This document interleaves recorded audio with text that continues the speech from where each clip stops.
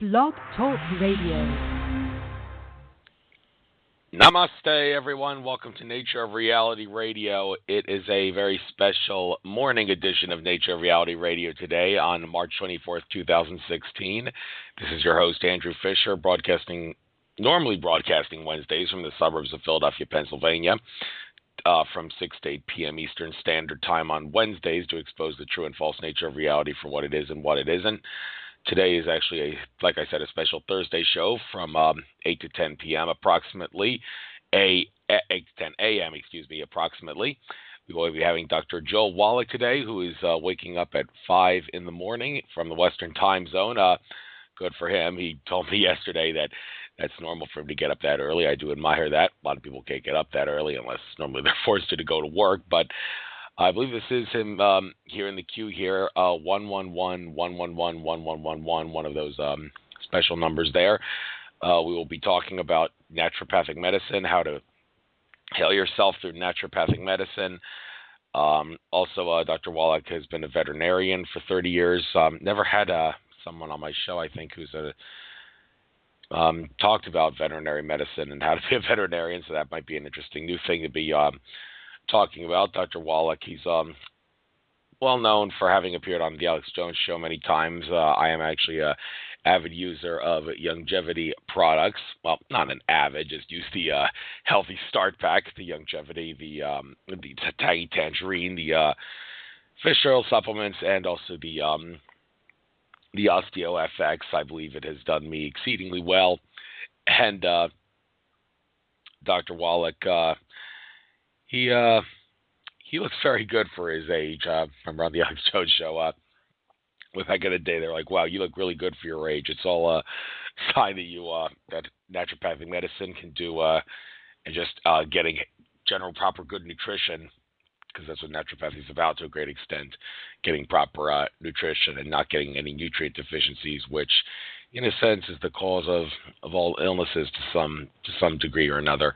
We'll be talking about that among other things, but first, before I get Dr. Joel Wallach on, got to do the news courtesy of Alex Jones and Company at InfoWars. First article, Duma chief urges global anti-terror alliance after Brussels attacks. Lawmaker points out West too focused on Russia and not enough on ISIS. The chairman of Russia's lower house has told lawmakers that instead of playing with sanctions and bargaining over the fate of refugees, all civilized nations should unite their efforts in fighting terrorism.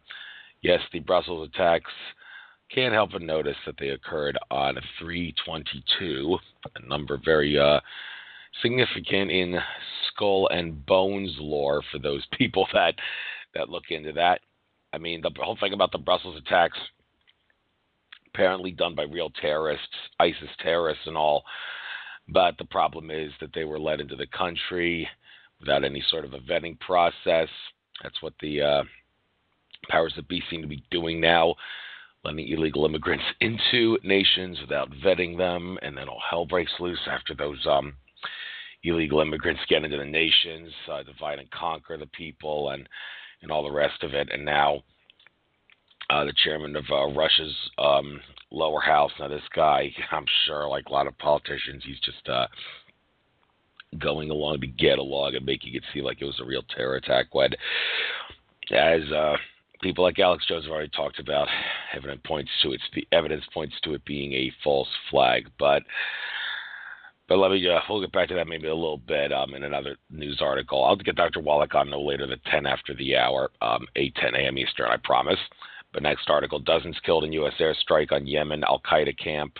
Pentagon says airstrike hit a former military base that has been taken over by Al-Qaeda militants. The Pentagon says an American airstrike has killed, quote, dozens of fighters, unquote, at what is described as an Al-Qaeda training camp in a mountainous area of Yemen. The strike follows a recent Saudi bombing on the Yemeni market that resulted in over 100 civilian casualties. So this looks like it was some sort of a drone attack, judging by the picture here. I'm getting really sick and tired of these drone attacks, and everybody else should be too. When drones fly, people die, and locally near my house, there's going to be drone protests going on at the Willow Grove Air Force Base. I think I'll definitely go to that. Went to some of those in the past. A lot of people need to wake up to the fact that these drones further the empire, the new world order that is America, which doesn't invade other countries for peace, but for war purposes to a great extent. And, of course, it goes without saying the U.S. government publicly runs al-Qaeda. Next article, Europe chooses suicide. Turkey has seized control of its fight against the European Union.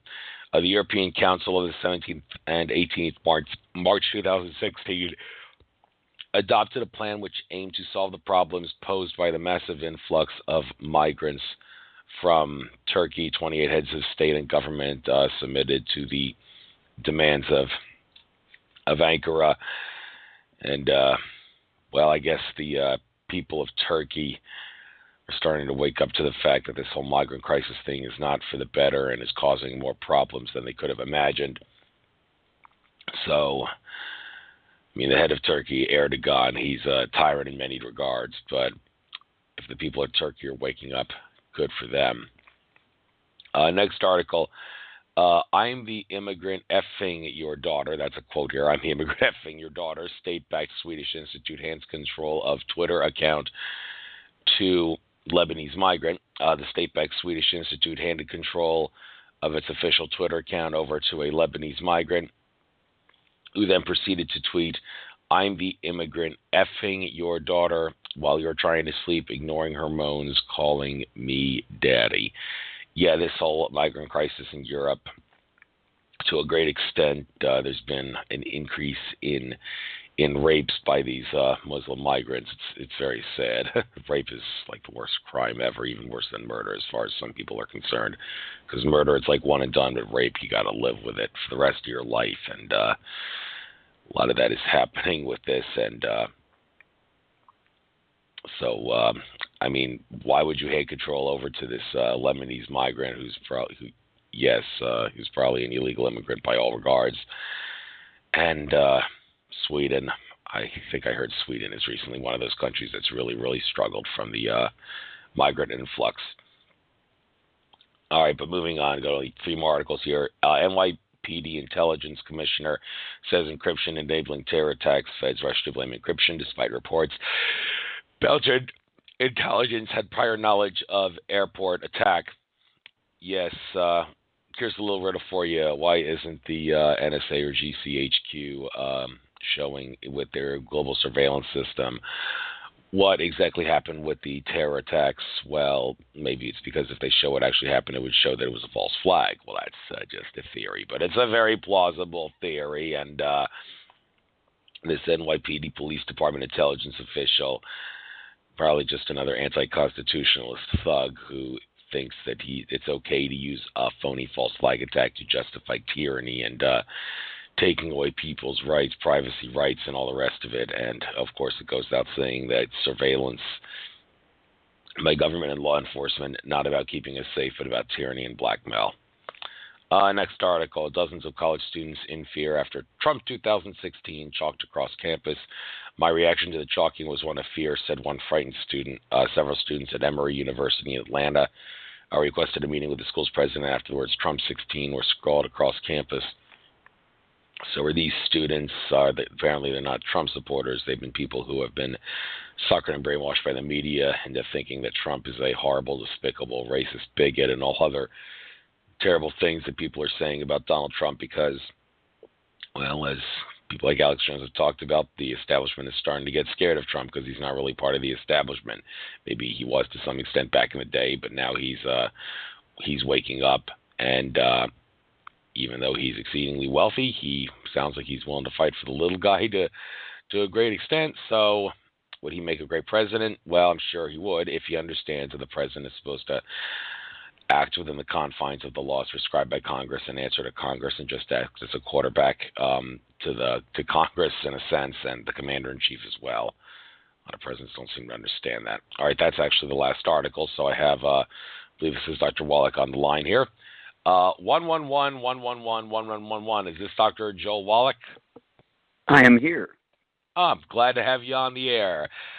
All right. I've never done a show this early in the morning. I just got up 20 minutes ago. Sorry if I seemed a little out of it when if I was yawning a little bit there during the opening segment. But I am awake and ready to interview you and your supplements from Longevity. Like I said, they've done me very well. But we'll get to that in a little bit. But you have a lot of credentials here. I couldn't actually fit all them, unfortunately, in my show interview here because Blog Talk's kind of picky with how many characters you can use.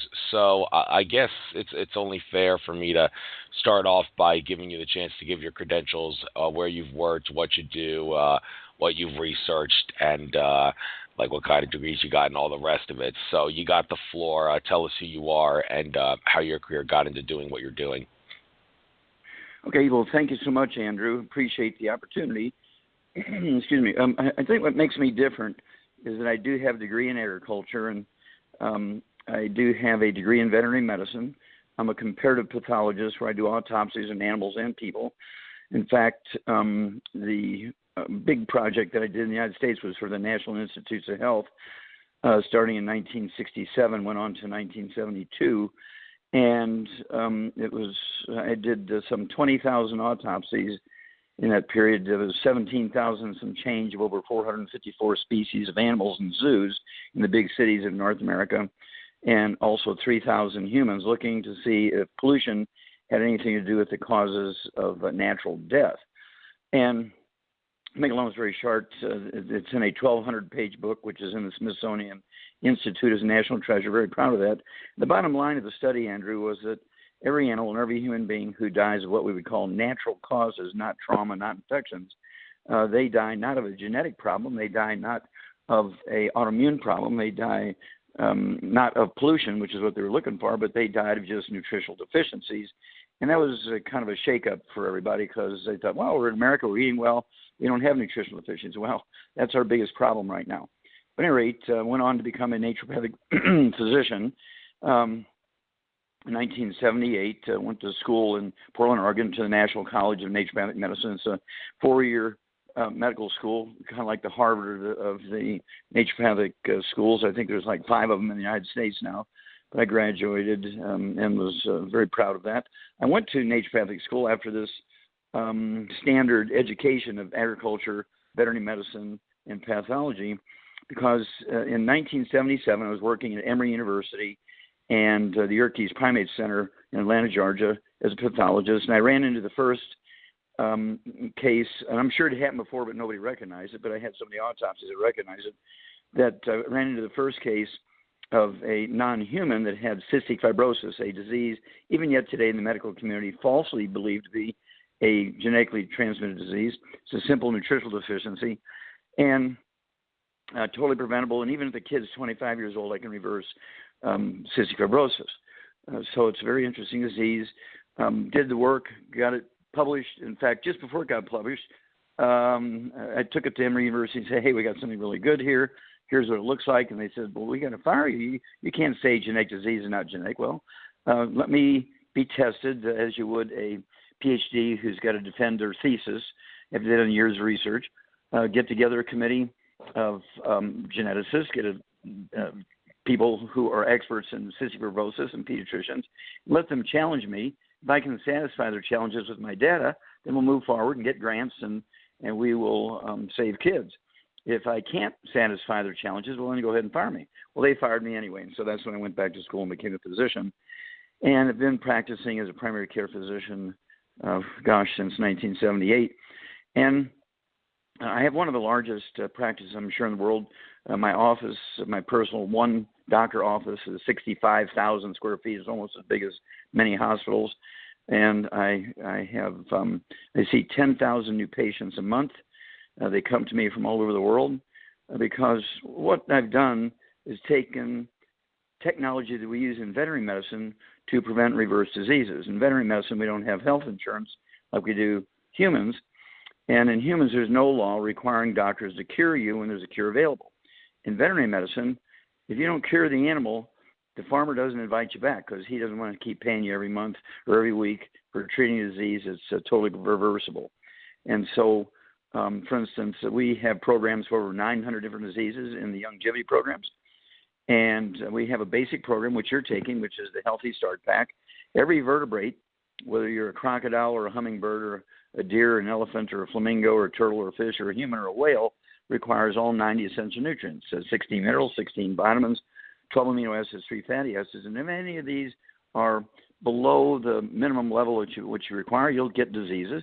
And if they're too low or they are missing, you can die from these deficiencies. And so I've written many books for the general public on the subject, about 10 books on the subject, one of which is a bestseller. It's called Dead Doctors Don't Lie. And that's because the title, people always say, why that title, Dead Doctors Don't Lie? That's because the average doctor in America, depending on whose data you look at, mine, I said 58 is the average lifespan of medical doctors. And the medical system themselves kind of redid it to rebut my figures. And they said, Wallach lied. The average medical doctor does not die at 58 like he says. We die at 56. It was published in about a half a dozen medical journals because they wanted to show that my science was bad, that I missed it by 2 years. At any rate, the reason why I'm getting 10,000 new patients a month is because people have arthritis, and they are told that they have bone-to-bone arthritis, and they require double knee replacement, double hip replacement, shoulder replacement. And I say, well, give me 90 days. And what I do is I support and promote maintenance repair. I can actually help the body regrow their cartilage in their joints. And doctors say this is impossible. Well, I do it by the thousands of people every month.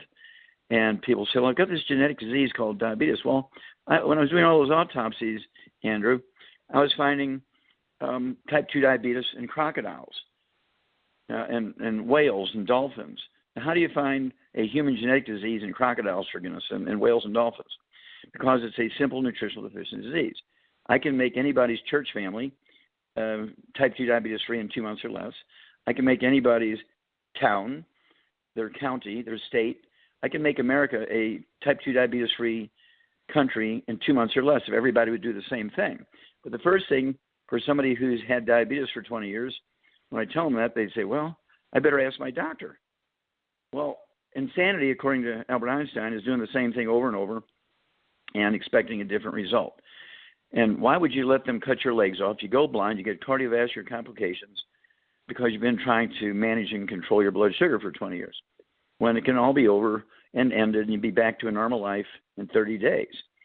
And so we're looking for those people who would have jumped on the boat when Noah was running around talking instead of saying, well, what is rain? And so I appreciate you allowing me to speak to your audience, Andrew, and thank you very much. You're very welcome. Just so you know, I'm going to be on mute whenever you're talking, so don't become a little bit of distraction reading through the microphone and all that. Wanted to let my listeners know, unfortunately, I'm having a little problem here setting up the chat room. It keeps saying room name error whenever I try to do that. So if you're able to get on the chat room, great. You're welcome to talk there, but I can't at the moment communicate with anybody in the chat room if there's anybody there. Just quickly point out, though, if anybody wants to call in with a health question for Dr. Wallach, call in number 646-478-4747. I'll be taking calls in about 57 minutes at 9:15 a.m. Eastern if anybody does call in. But we've got a lot of questions for you. If nobody calls in, I'll find a way to just keep asking questions. I'm good at ad-libbing. Sure. But the idea that you have to get you have to get all 90 essential nutrients. Well, of course, you have to get them, or like you said, you're going to have some problem at some point or another if you're lacking in just one. And a lot of people who are into this have asserted that the reason we are so fat sorry to insult my fellow Americans there, but the reason we're so fat is because our food has a lot of macronutrients, but not like carbs, proteins, and fats, but not a lot of micronutrients, like the 90 essential nutrients that we need, and that causes us to crave the food even more because we're lacking nutrients, and then a lot of us get fatter and fatter, not realizing that the food is lacking what we need, and well, that's a shame, and it doesn't help that corporations like Monsanto are involved with food. But the idea that you need to supplement, I remember Dr. Peter Glidden on Alex Jones shows before having asserted that you cannot get all 90 essential nutrients from food. You have to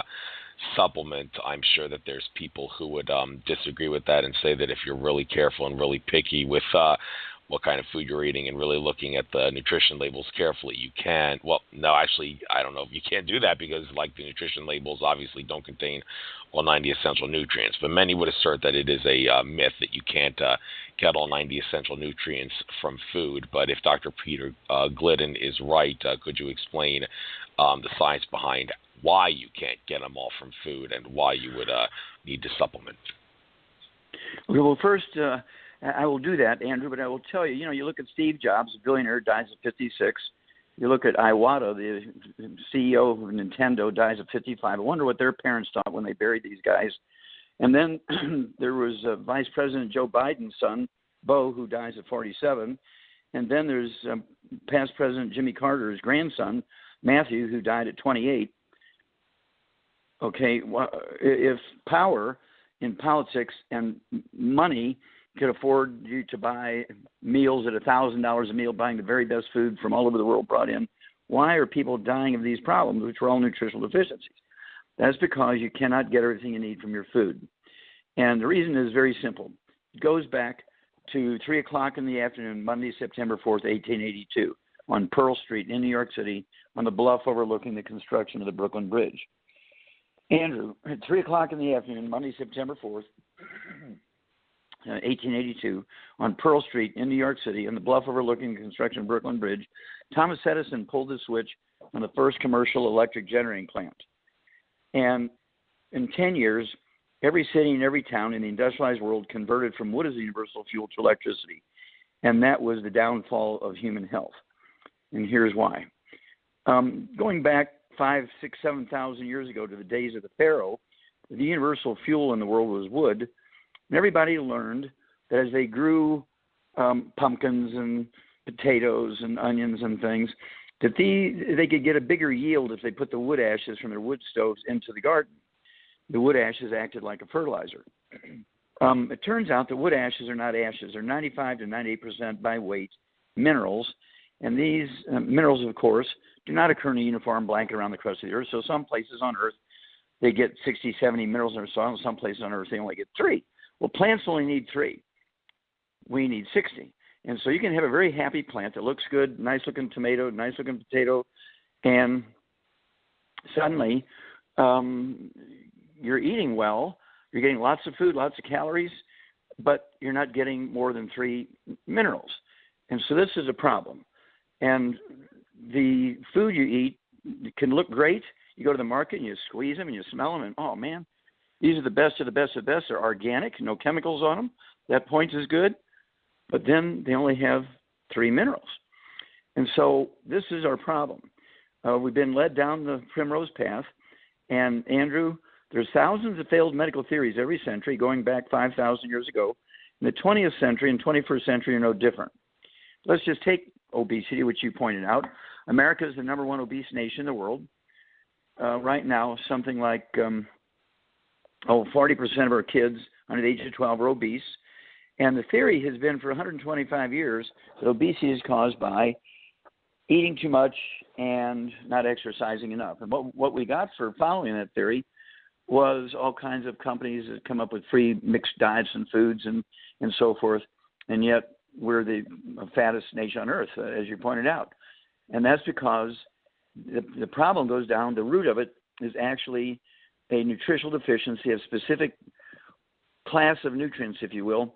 And there's several of those minerals in this class of nutrients called minerals. There are several of these minerals. If you're deficient in them, you're going to be the 300, 400, 600-pound person. And these are where we deal with in longevity. We can help people, Andrew, lose a half a pound to 2 pounds a day healthfully by they take the basic program, all 90 essential nutrients, 60 minerals, 16 vitamins, 12 amino acids, 3 fatty acids, and then you throw in the secret sauce, which are the specific minerals that will allow them to lose a half a pound to 2 pounds a day. As long as they stay on this program, they'll never gain the weight back. And we have people who, will lose 140 pounds in 100 days. They lose 60 pounds in 30 days. And as long as you stay on the program, you'll never gain the weight back. And it's a healthful weight loss because you're taking in all 90 essential nutrients to make sure that your body's getting everything it needs as you're restricting food. Now, you're not consciously restricting food. You don't need to exercise, and you'll lose the weight and keep it off. And so I urge everybody to look into our program we call the Healthy Weight Loss pack is 1 per 100 pounds of body weight. And it works every time. And then let's look at type 2 diabetes. A deficiency of a single mineral. It's not genetic in any way, shape, or form.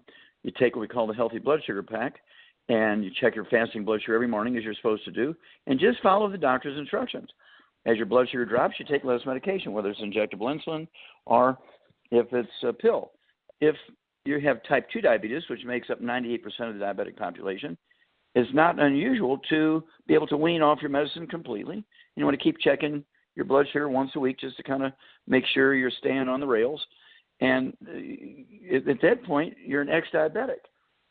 If you get your blood sugar below 100 for 2 weeks in a row without medication, I would definitely keep taking your blood sugar levels, keep staying on the program, the healthy blood sugar pack, and you'll be fine. Now, if you have type 1 diabetes, which is not genetic, type 1 diabetes is actually called an inborn error metabolism. It's actually a birth defect of the islets of Langerhans, the part of the pancreas that produces the insulin. Instead of having 500,000 beta cells in there, mama was missing something. Those beta cells are forming in the embryo, and so you only have 5 or 10 or 50, and you get type 1 diabetes. Now, I can help somebody with our healthy blood sugar pack to go from testing themselves 6 times a day to once a day.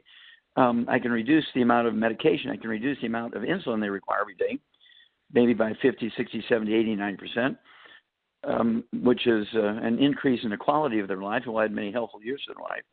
But they can't totally get off of insulin if they're type 1 diabetic.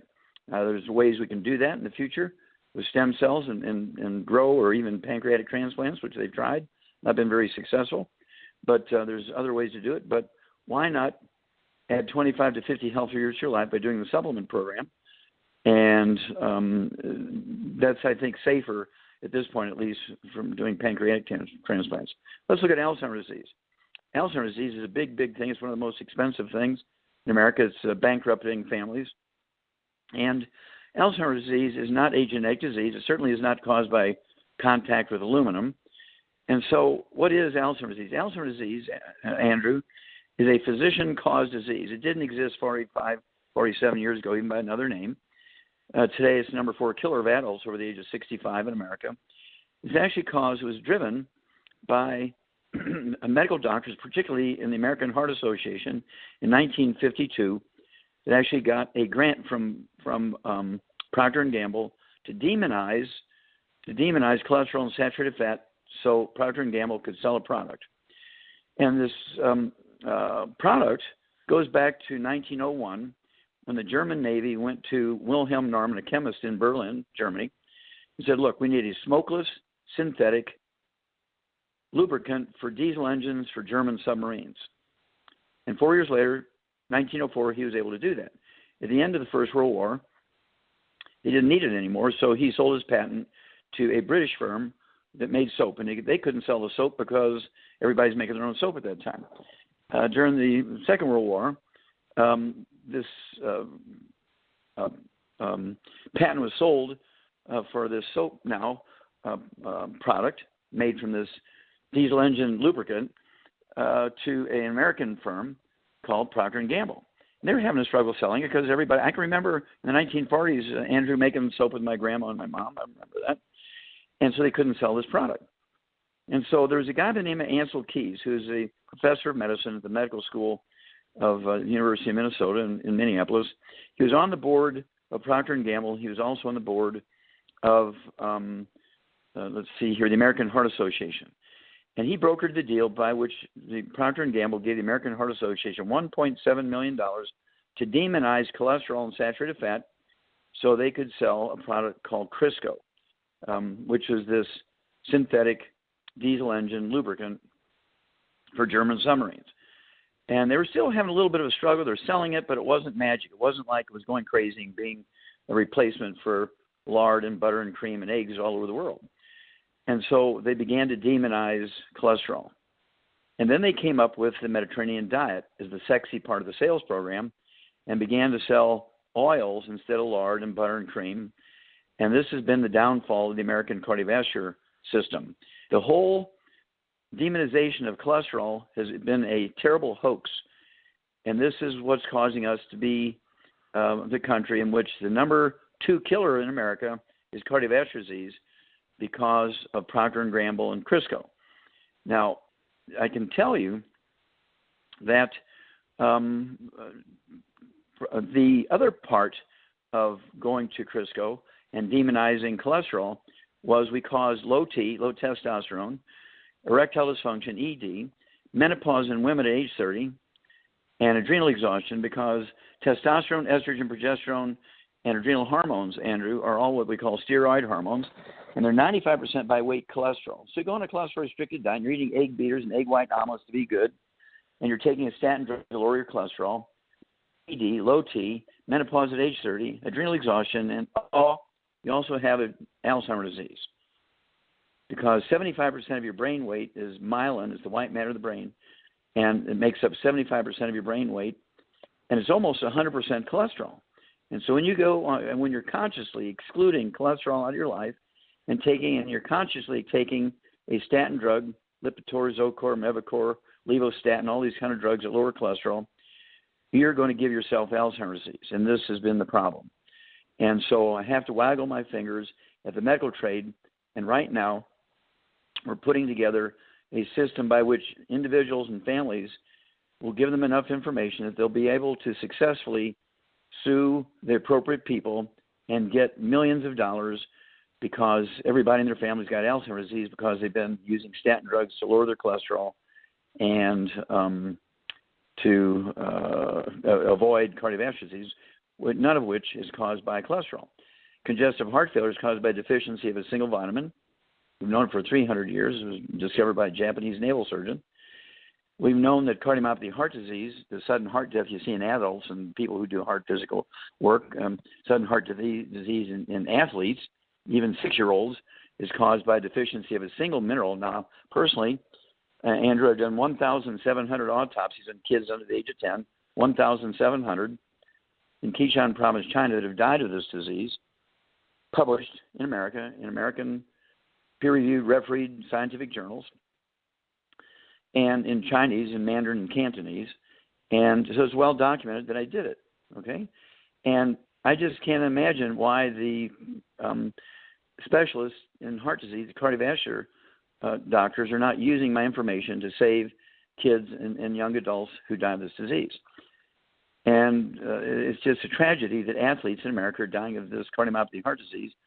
And the only thing that the sports medicine doctors want to do, Andrew, is do more EKGs. We want to do EKGs in kids in kindergarten, is their answer to these kids dying at 6 years old, 9 years old, 10 years old, 15, 20 years old of a sudden heart death that's caused by deficiency of a single mineral. And then there's plaque in your arteries. You get obstructive artery disease. You get coronary artery disease. Well, doctors like to put stents in. They'll do triple bypass. And it has nothing to do with cholesterol or saturated fat. They'll put you on a statin drug. And when you have plugged arteries in your heart, it has nothing to do with cholesterol. It's actually caused by inflammation. Eating fried foods. I mean, there's 10 fried food companies, fast food companies in every block in America in the cities. And this is what causes blocked arteries. Microwave popcorn causes blocked arteries by causing inflammation in the arteries, and the arteries respond by making plaque, not cholesterol. I learned this when I was doing that big study with the 20,000 autopsies with Marlon Perkins, actually from the old Mutual Omaha Wild Kingdom show. And I'm finding obstructed artery disease, which is supposed to be caused by cholesterol, in wild sheep from the Atlas Mountains of Iran, in flamingos, in peacocks from India. How is this happening? How are they getting coronary artery disease? And they don't eat hamburgers. They don't eat bacon. They don't eat all these foods that are supposed to have cholesterol in them. Well, it turns out that they were eating stored grains, which the zoo was storing, and the wheat germ oil was oxidizing and turning into trans fats and heterocyclamines and causing the artery obstruction. And then when you have a thrombosis, when you have a coronary thrombosis, you have a blood clot in the artery in the heart, or a thrombotic stroke where you get a blood clot in the brain artery. These are not caused by cholesterol and saturated fat. They're actually caused, there's one of my 9 lawsuits against the FDA in which I prevailed in federal court 9 times. It's one of them where it's actually blood clots in your coronary arteries and blood clots in your brain arteries are caused not by cholesterol and saturated fats, but by an omega-3 essential fatty acid deficiency or a ratio problem between omega-3, 6s, and 9s. That's why you see so many companies advertising different sources of omega-3s, fish oils, flaxseed oils and so forth, because I sued the FDA, which allows all these companies to do that. I'm the guy that made that happen, and that makes me very happy. There's all these companies out there now making these various sources of omega-3s available to the general public. I also did one other thing that I think was probably the most important thing that I've done when it comes to suing the FDA. It's one of my 9 lawsuits against the FDA. It's the DSHEA Act. It's a congressional act that was passed by the House and the Senate, went through, and the DSHEA Act separates out vitamins and minerals from pharmaceuticals. Back in the 1960s and 70s, the medical system was realizing that people are going to health food stores instead of coming to doctors. They're going to pharmacies and buying vitamins and minerals, and they're seeing people getting over their diseases, preventing diseases on the front end, like putting oil in your car before the engine burns up. And doctors are getting a little nervous back in the 60s and 70s saying, hey, there's so many of these people going to health food stores and various pharmacies and grocery stores and getting vitamins and minerals. We're losing these patients. And so they wanted to make a bottle of multivitamins a prescription item. They wanted to make a bottle of vitamin D capsules a prescription item. They wanted to make vitamin A prescription item, B complex vitamins a prescription item. So there were several people, 2 other people and myself, that began to collect signatures. And we collected literally millions of signatures over a 20-year period and brought it to Congress with a handful of special lawyers and got the DSHEA Act passed. Well, now, today, doctors are trying to undo the DSHEA Act, and they'll fail because we will launch such a negative showing all the people that doctors kill with their pharmaceuticals. Remember, they're the second cause of death in America. The first cause of death, I guess the first cause of death is doctors, and the second cause of death is heart disease. It's not because of cholesterol and saturated fat. It's because of lack of nutrients. Every heart disease is caused by lack of nutrients, and also the plugged arteries, coronary artery disease, is caused by, in addition to lack of nutrients, also inflammation by eating fried foods, processed meats, things with nitrates and nitrites in them, and also things like salad dressings, cooking oils. Well, I heard that olive oil is good for you. Well, when you take it right out of the olive, just you pick it off the tree and eat it, that's very good for you.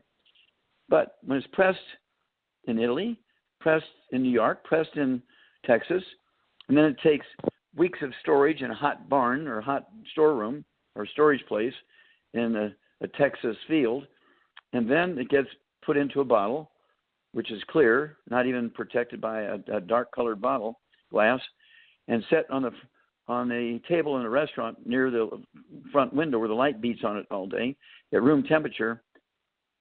In 10 minutes, that olive oil or coconut oil, margarine, mayonnaise, salad dressing, cooking oils are so oxidized that they have to put heavy preservatives in there to try and slow it down, but it turns into trans fats, is what actually causes the plugging of your arteries, not cholesterol and saturated fat.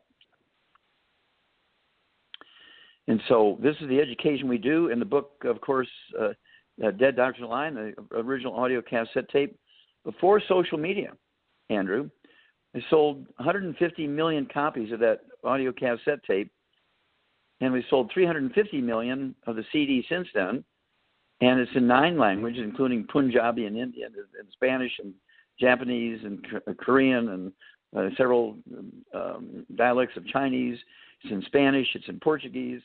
It's all over the world because people resonate with Dead Doctors Don't Lie. They say, oh, my gosh, that's why my grandma got Alzheimer's disease. Oh, my gosh, that's why Daddy died of heart disease. Oh, my gosh, that's why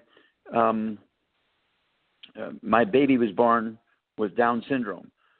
That's why my baby was born with spina bifida. That's another one of my lawsuits, was to get folic acid into prenatal vitamins to prevent spina bifida. We'd known that in animals since 1947. And so these are the sort of things I jump on when I can. And the people have been very, very good in helping and so forth, not with money because I don't take any donations right now. I pay out of that in my own pocket. And so I have to do one when I can and another one when I can and so forth, when we really need to be doing all 90 cents of nutrients. And so I spend 320 days out of the year on the road, Andrew, giving lectures. We're in the process now of being able to simulcast with social media So when I do a lecture to a live audience of, say, 150, 200, 300, 400, 500 people, we'll also be doing 1,000 other meetings all over the world at the same time. And so by June of this year, we'll be doing this every time I lecture. They've been giving me the equipment to take with me and sort of making it small enough I can take it with me on the airplane. And they're teaching me how to do all these things. And so I'm very excited about doing 1,000 meetings a night now. And it's very exciting. And people can actually join us through you and through other people who are working with yourself and Alex Jones and George Norrie and all these other wonderful people. And we will be able to kind of push back against the medical system and the pharmaceutical industry, which kills people. Just about every pharmaceutical that they have been getting approved through the FDA has consequences. And if they understand it, Andrew, there's not, with the exception of antibiotics, which can kill bacterial pneumonia and cure things like syphilis and cure Lyme's disease and so forth in 2 weeks. With the exception of the antibiotics, which do cure people of bacterial diseases, there's not a single pharmaceutical, and there's 250,000 pharmaceuticals available to doctors, and other than antibiotics, there's not one of them that cures the disease. Every one of them is designed to treat symptoms. And then when you look at the big black box in the PDR, the physician's desk reference, it lists 10, 15, 20, 30, 40, 50 side effects. In many cases, death is a common side effect of these prescription drugs. Why do people take these things? Well, unfortunately, they blindly trust their doctor. They'll get 5 bids on a new roof going on their house or a sprinkler system going in their yard. When their doctor says, look, I got to cut your legs off, all the patient will say is, okay, can we schedule it after my vacation? And instead of saying, look, I'm going to get 5 other opinions from 5 other doctors that you don't know and don't play golf with before I make my decision whether I'm going to let you cut my legs off. We take people who have had type 2 diabetes for years, their blood sugar is out of control, they've got gangrene of their legs and feet, they're scheduled in 2 weeks to have their feet amputated, and we say, hey, give us 90 days. You've had these problems in your feet for years, you've been on antibiotics for years to try and save your legs, it's getting worse, give me 90 days. And in many cases, not 100%, but maybe 90%, 95%, we can actually save their legs. And I've had people jump off of 5-foot stages and run around, pull up their pants legs and their skirts and take their shoes off and show people, hey, my feet are normal now. Where before, they were just nasty, gangrene, and needed to really be amputated. Well, now I've saved my legs by doing Wallach's programs. And these are the things we do every day, Andrew, and the word gets out. We don't advertise like pharmaceutical companies do on TV. You see their little pharmacy ads. What we do is go out and lecture to the people. I train people to pass out, loan out my CDs and so forth, and I pay people to do this. And so people can actually have a second stream of income in addition to their job. They get tax breaks when you own your own little longevity business that you don't get as an employee.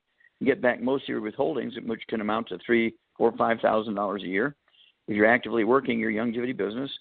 And you can actually get your monthly premiums for your health insurance, your monthly premium for your life insurance, and your monthly fitness center fees, and your monthly cost for your supplements in your business plan with your small longevity business. And your longevity business will pay for these things. It becomes tax deductible, just like General Electric, just like General Motors, just like any big business gives incentives and benefits to their employees. In your little longevity business, you can do that too. It becomes tax deductible, so you get back your withholdings. And it's crazy. You can get the same tax breaks that Donald Trump gets. Get the same tax breaks that Bill Gates and Warren Buffett and all the other billionaires get for one-time small fee of $25. Once in a lifetime. It's not like Costco where you got to get your membership every year. This is a one-time fee, and you can get back thousands of dollars every year if you're legitimately working your longevity business as a business. Talk to your tax man and say, well, yeah, if you're a business, if you own your own business, you can put that in your business plan, and you can get these tax breaks you cannot get as an employee. Don't try to take away the tax breaks of the billionaires. You just want the tax breaks. And we'll show you how to do it. Our training is free. Doesn't get any better than that, Andrew. Well, I do hope that bringing this up will increase your profits, and I'm sure that when I upload this to YouTube, you'll see an increase in your profits for the amount of people who want to buy longevity material because of the valuable information you're talking about here, exposing the true nature of what diseases actually are and everything. But on that note, a couple of things I want to talk about as there's some controversy as to whether or not this is healthy or not, sweating. I remember Alex Jones having talked about how a lot of athletes, because they sweat a lot, they lose a lot of nutrients, and one of the longevity things I believe you guys sell, a Rebound, and Theo Ratliff, former NBA player, a big spokesperson for that. However, a lot of controversy about this. A lot of people in spiritual and shamanic work would say sweating is good for you. When you're sweating, you're detoxifying yourself. All that stuff about how sweating gets rid of essential nutrients is a bunch of baloney. It doesn't actually work like that, they would assert. But I've heard conflicts about this. A lot of people would say, well, no, the sweating does actually cause a lot of potential problems. So the issue of whether or not sweating is bad for you because it depletes nutrients, or whether sweating is good for you because it eliminates toxins, could you maybe clear up the confusion on that? Sure. Well, thank you, Andrew. Sweating is a two-edged sword, double-edged sword. It does detoxify because it gets rid of toxins floating around in your blood. It comes out in your sweat, comes out in your urine. But sweating also is not water. Sweat is not water. Sweat is a soup that contains all the nutrients floating around your blood. And let's say you're not supplementing. You come from a place with modest amounts of the minerals in the soil. And so you might only have, of the 60 essential minerals, you might have, say, 40 or 35 or 20. And so you've got some problems. You got arthritis, you got high blood pressure, you got congestive heart disease, you got diabetes. And if you sweat, you're going to sweat out more of these nutrients, and these diseases will get worse. Now, when you look at Gatorade, they have 2 nutrients. When you look at Powerade, it has 6. Our Rebound has 100 nutrients, including 78 minerals. Okay, and so it's designed to replace everything you're sweating out. Now, let's look at professional athletes. These guys, the big top ones, the top athletes, regardless of the sport, they can make $3, $4, $5, $10 million a game per event because of these big, huge contracts they get with the team they're playing with. When you take all professional athletes combined from all sports, the average lifespan is 62, except for football players. It came out in March of 2004. The average lifespan is 51 for professional athletes, football players. This is from the actuaries of life insurance companies. That's not me. I didn't find that. That's actuaries of insurance companies. Front page stories. The average lifespan of professional football players is only 51. And there's never been a professional athlete ever lived to be 100. Now they have the best, most expensive personal trainers. They eat very well. They can eat $1,000 meals, right? And they obviously are getting exercise. They have the very best sports medicine doctors dealing with them. They get massages all the time. They have saunas in their own home, which makes them sweat more, so they actually can get rid of toxins, but they also get rid of nutrients. And this is why these young kids in America, thousands of them, 10,000 of them every year, die of sudden heart death, cardiomyopathy heart disease. And I've done 1,700 autopsies on kids under the age of 10. And every time one of these kids dies of this hypertrophic cardiomyopathy heart disease, all these doctors say is, we need more EKGs in kindergarten so we can pick these kids out. No, you can do an EKG on these kids 3 seconds before they die, and it'll be normal because they're dying of a deficiency of a single mineral. And we actually have this in pigs. It's called mulberry heart disease in pigs. In cattle and sheep and goats, it's called white muscle disease because the muscle in the heart, instead of being sort of a mahogany color, as you see typically if you ever eat heart, which is not uncommon to eat heart muscle, organ meats, heart and liver and kidneys and so forth, and brain. And the heart muscle becomes white like fish flesh, like a halibut flesh, because of this hypertrophic cardiomyopathy heart disease, a deficiency of a single mineral. And, of course, again, the book, Dead Doctors Don't Lie, the CD, Dead Doctors Don't Lie, goes into this. My newest book, called Epigenetics, is kind of an extension of the Dead Doctors Don't Lie book. And so if you have one of those Dead Doctors Don't Lie books, read it again and get a hold of the book Epigenetics. It's a bestseller on Amazon. And so I'm very proud of that because people are realizing that the medical system has thousands of failed medical theories, even today in the 20th century and the 21st century. cardiovascular disease is not caused by cholesterol and saturated fat. Exercise is a two-edged sword and can be good for you and a lot of fun, very relaxing. It's sure safer than antidepressive drugs, but if you don't supplement to replace what you're sweating out, it can be fatal. And so you do have to supplement with the 90 essential nutrients. We have what we call the Healthy Athletic Pack. Whether you're exercising officially in a fitness center, or you're playing on a team of any level. I mean, we deal with so many Olympic athletes, professional athletes. They don't want to have surgeries. And, we take all Americans from universities who don't want to have surgery. They have rotator cuff problems. They have knee problems, hip problems. And surgeons want to jump in there and, well, I'm going to do the surgery on this All-American and get famous. No, just do what we call the Healthy Athletic Pack and throw in a little bit of extra secret sauce from our Healthy Bone and Joint Pack, and we will support and promote maintenance, repair, cartilage, ligaments, tendons, connective tissue, discs between the vertebrae. 99% of the time, nobody needs knee replacements. Even Harvard Medical School came out in July of 2002 after reviewing 300,000 records, Andrew, from people who've had knee replacements and said, knee replacement for arthritis is dangerous, don't do it. That's the orthopedic surgeons from Harvard Medical School. They published it in the New England Journal of Medicine in 2002. And then 4 years later, in November of 2006, that same group of orthopedic surgeons from Harvard Medical School published in the Journal of the American Medical Association that do not do back surgery when you have disc problems and low back pain. What you want to do is something else. Do not get back surgery. Well, here's again where our Healthy Sports Pack, okay, and also our Healthy Bone and Joint Pack will give your body all the raw materials it needs to support and promote maintenance repair.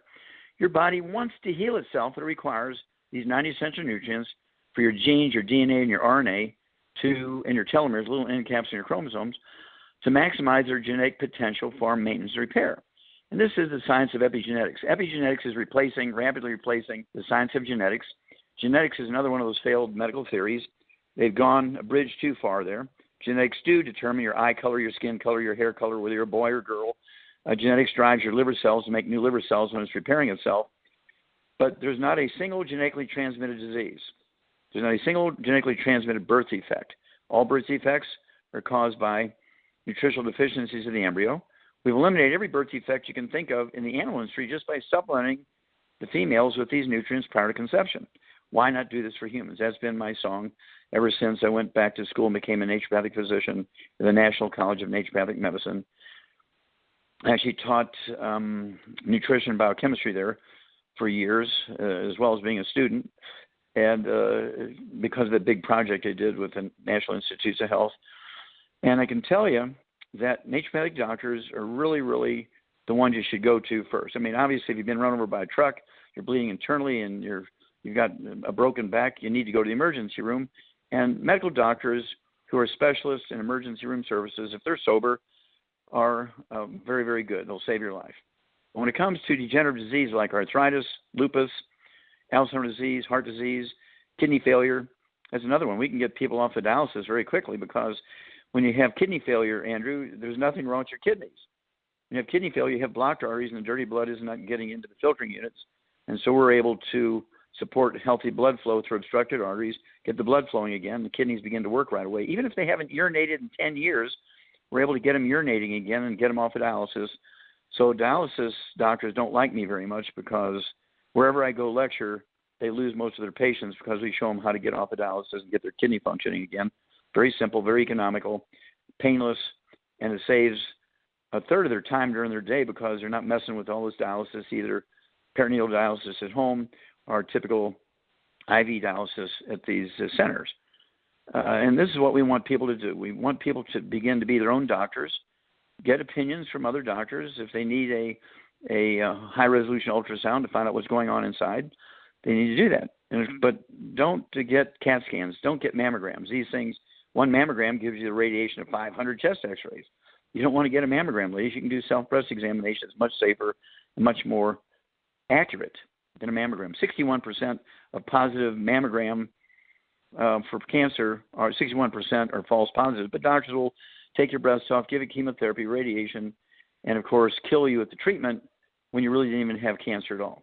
And so these are things you need to think about when you start listening to your doctors who say, we need to get a mammogram every year. You're over 40 years of age now. Even the government says don't get them. Harvard Medical School says don't get them. Don't get them. Don't get them. Good advice there. But I want to talk about a few things. You mentioned something about athletes and how they might suffer injuries and all that. Hear a lot of athletes, they tear their ACL and then they're out for the season.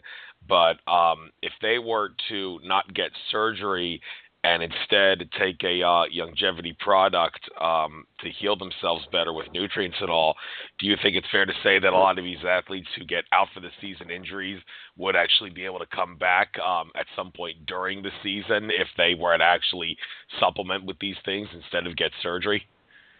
Oh, absolutely. When there's pain in a joint, you have restricted motion, but you can still walk on it. You can still do things, even if you have a rotator cuff program and you can't, or injury, and you can't raise your arm above your waist. It's bad for pitchers and quarterbacks and things and catchers and things like that.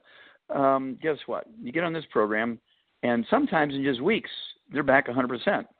And of course, the whole idea is to take the Healthy Bone and Joint Pack if you're doing things that put strain on your joints. And so every kid who starts in sports, whether they're in a Pee Wee League or Pop Warner League when they're 6 years old, these kids drop dead at 6 years old of cardiomyopathy heart attacks. And doctors said, we need to do an EKG. No, they needed the 90 essential nutrients, a little bit of extra secret sauce of that mineral. And basically, it wouldn't happen. And so we want their health histories to be boring. We want them to be able to play sports for their entire life and not have an injury. There's no need to have a rotator cuff problem. There's no need to have a torn meniscus. There's no need to have a ruptured Achilles tendon. There's no need to have a hamstring tear.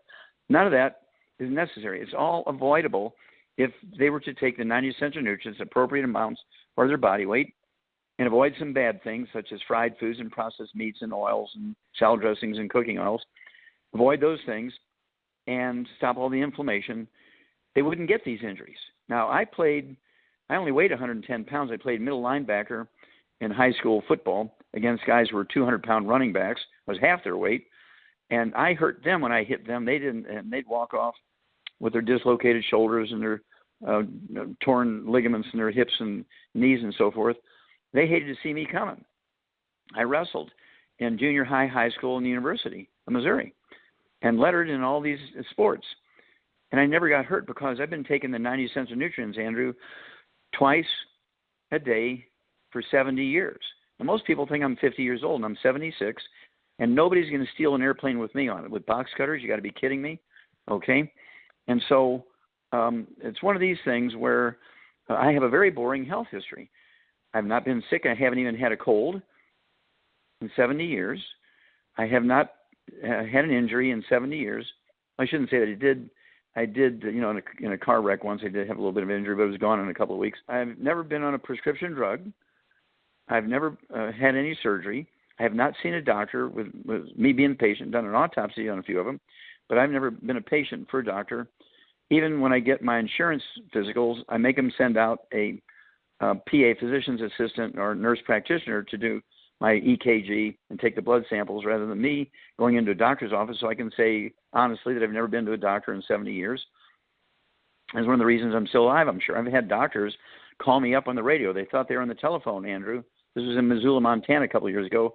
The doctor says, well, I'm Dr. So-and-so. I'm the anesthesiologist for this medical group here in Missoula, and I'm warning you, Wallach, don't come to our emergency room unconscious. You won't leave alive.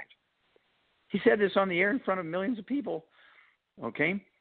And the story is in the book, Epigenetics, in the chapter on witch hunts and witchcraft, and it just shows you how far these medical doctors will go to try and maintain their status quo. Instead of saying, hey, I want to know what you're doing. I want to help my patients. You'd think if they were following their tenets of first do no harm, they would want to know what I'm doing. But none of them do. They get offended when I help their patients. In fact, they should say, what are you doing? You don't have diabetes anymore. I need to talk to this guy, whatever he's giving. I want to give this to the rest of my patients, but they never do that. And that's why we are wanting to get people to be their own doctors And I have to throw one other thing in here, Andrew. I don't take any money from Longevity. When you're talking about my profits, we spend most of our money by giving it back to our associates, which are distributors of Longevity products.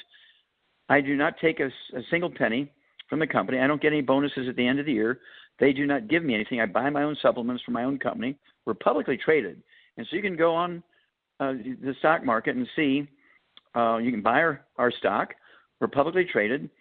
And you can see who's on the staff and who's getting paid and who's not, and so forth. I don't have a business. In other words, it's not like the company's not paying me, but I buy wholesale from the company and sell my products. No, I don't even do that. And so I don't get paid by the company in any way, shape, or form. The company gives me tickets for my airfares that are irrevocable tickets, so I'm not tempted to turn them in for money and drive someplace. And, of course, the local associates, our local distributors, pay for my housing and pay for my food. And that's all I ask. If they just pay for 2 meals a day, and then everything else, I make my living from selling books and CDs. So I wanted people to know that people say, well, I don't want to buy this stuff and let Wallach get rich buying it from him. Well, it's going to, it'll cost you $3 a day to get rid of your diseases. Unless you have 5 or 6 or 8 diseases, it might cost you $10 a day. Okay, but then when you get rid of the disease, you can cut back to the maintenance of $3 a day $3 a day be average for a 150-pound person. You go and try and buy all of these 90 essential nutrients at a health food store or pharmacy, it will cost you $3,000 a month. Some of them, like the rare earths, they're called rare earths because they're so rare. They double the lifespan of laboratory animals. That's one of the reasons we're so successful.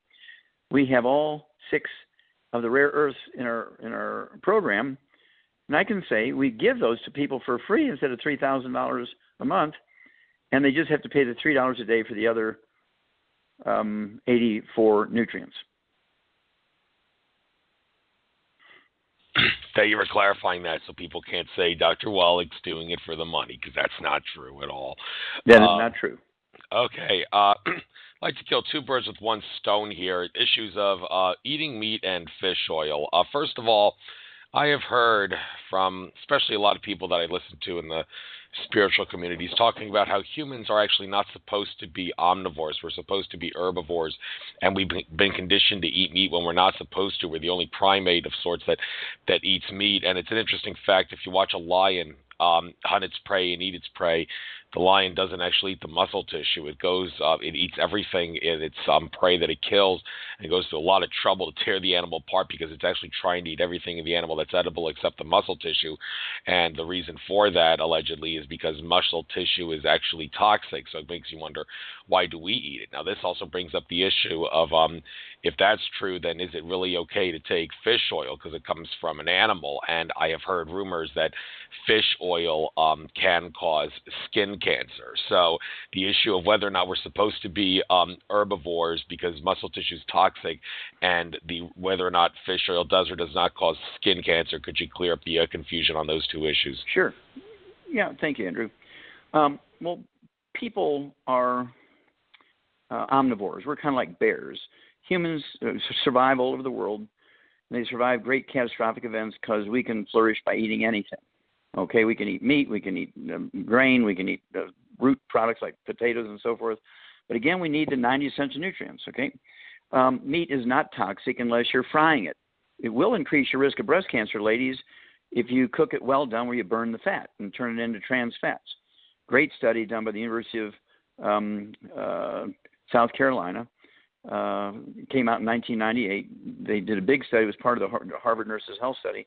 They showed that women who cooked their meat well done, where the fat was burnt, then increased their risk of breast cancer by 462%. If they eat their meat medium rare, it reduces their risk of breast cancer by 462%. Now, lions, I spent 2 years in Africa, and I can attest that lions do eat red meat. They do eat the meat of the animal.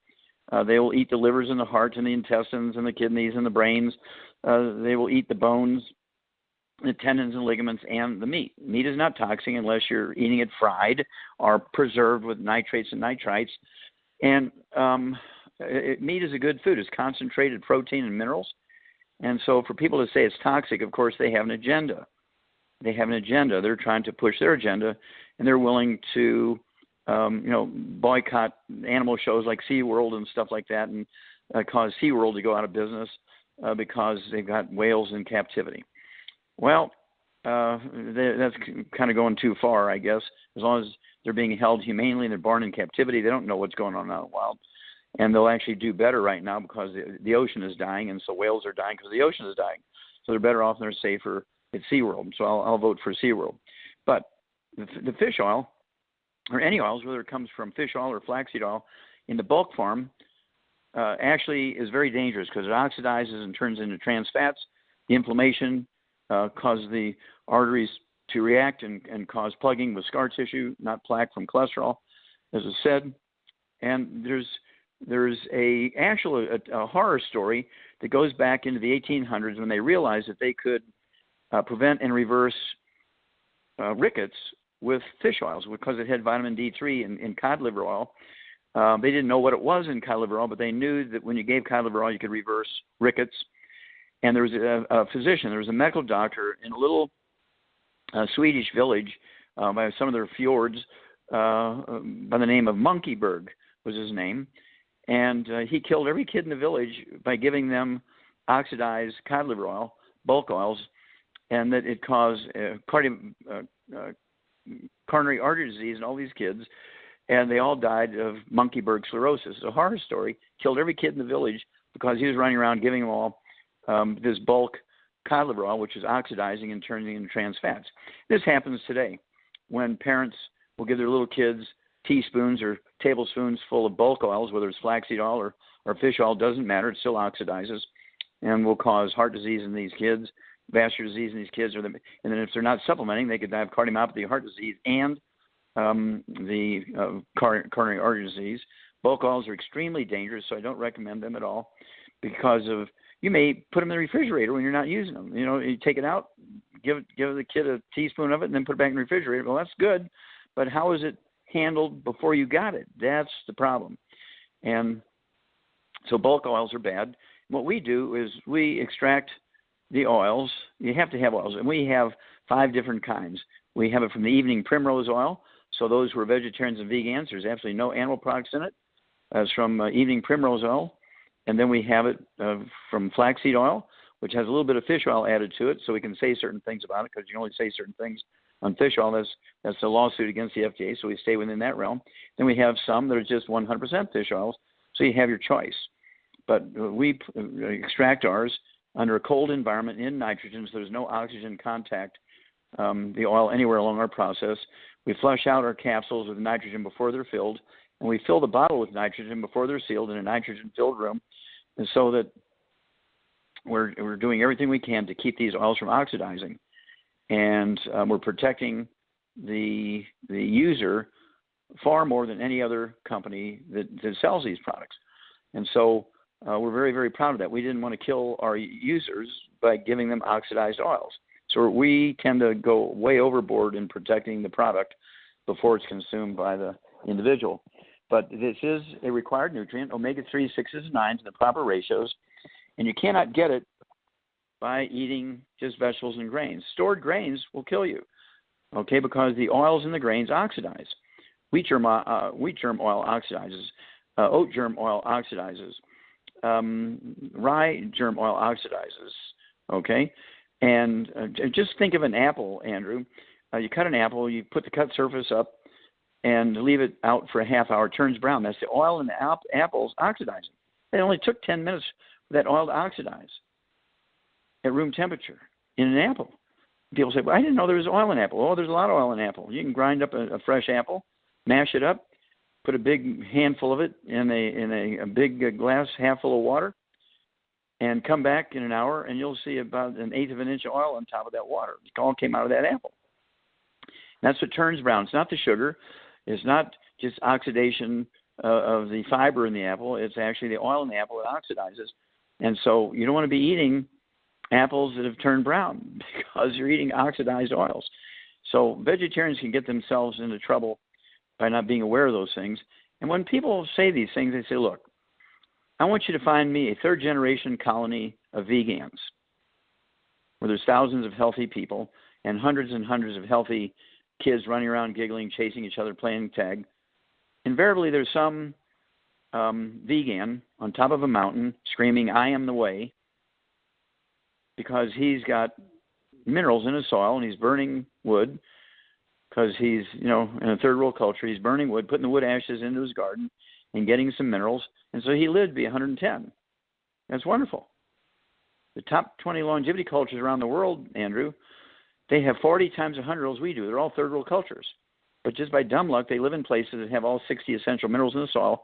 So when they burn their wood because they don't have electricity, every country in the world that's one of the top 20 longevity cultures, according to the National Geographic, not me, is a third world culture. They don't have electricity. They're still putting wood ashes in their gardens. It comes down to that basic story again. If you want to get all 90 essential nutrients, if you live in those places, you can get the 60 minerals by putting your wood ash in the garden. But if you're someplace else, they only have 3 minerals in the soil. The trees only require 3 minerals. Gets everything else from the carbon dioxide in the air. And that's another thing. Why should we have to pay taxes on carbon dioxide production when all we have to do is grow more food? Because of the carbon dioxide cycle, the CO2 cycle. Okay, plants love CO2. Plants actually use CO2 like we use oxygen. So if we have too much CO2 in the air, grow more food, food will be cheaper, and we'll live longer.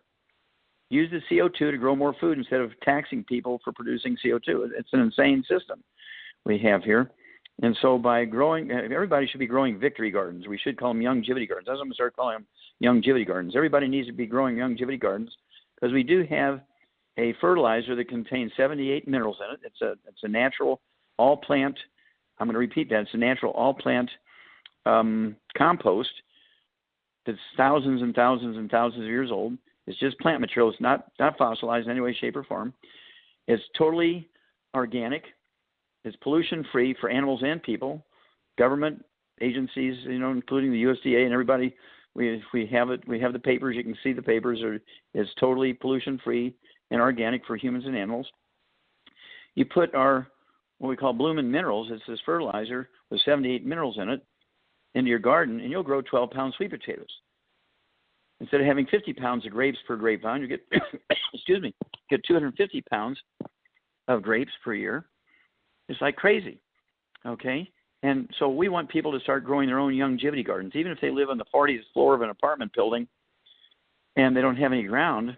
They can get a couple of barrels of good soil, clean soil, not potting soil, but real dirt, and then use our bloomin' minerals and grow tomatoes inside their apartment or on their balcony.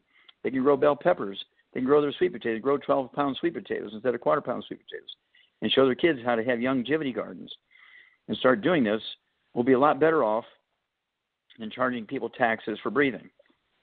You said it, a tax for breathing air. That's absolutely downright asinine.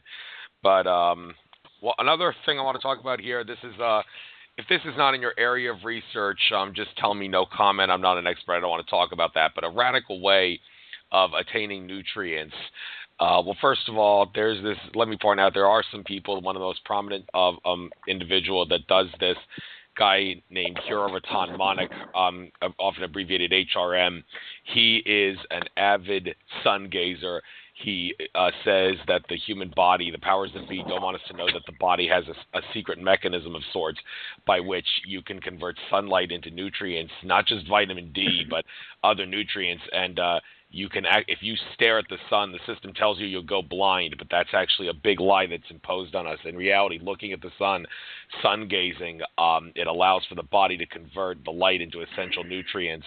And the sun is not nuclear fusion, it's actually electromagnetic, and that, among other things, is one of the reasons why it just bypasses the physical and goes right to the brain to give nutrients to your body and heal everything and neutralize everything for the better. Now, this HRM guy, he was caught eating in a documentary called Eat the Sun, and he said, well, okay, I have eaten on occasion when my body tempted me, but I can still attest that staring at the sun does give me essential nutrients to the point where I hardly have to eat solid food, and it really has improved my life for the better, he asserts. Now, think about this. If this were true, then all those starving children in Africa they could get their nutrients simply by staring at the sun all day if they truly can't get food. Now, that might get kind of boring after a while, but just think of the implications behind that. If you're not an expert, just say, I don't know anything about this. I don't want to comment on it.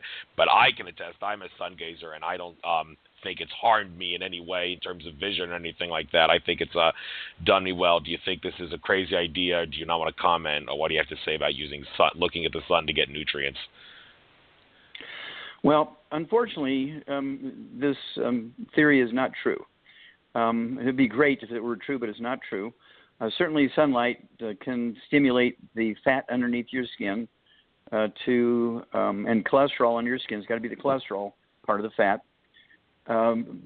When you get sunlight striking your skin, it will convert the cholesterol in your skin to become vitamin D3.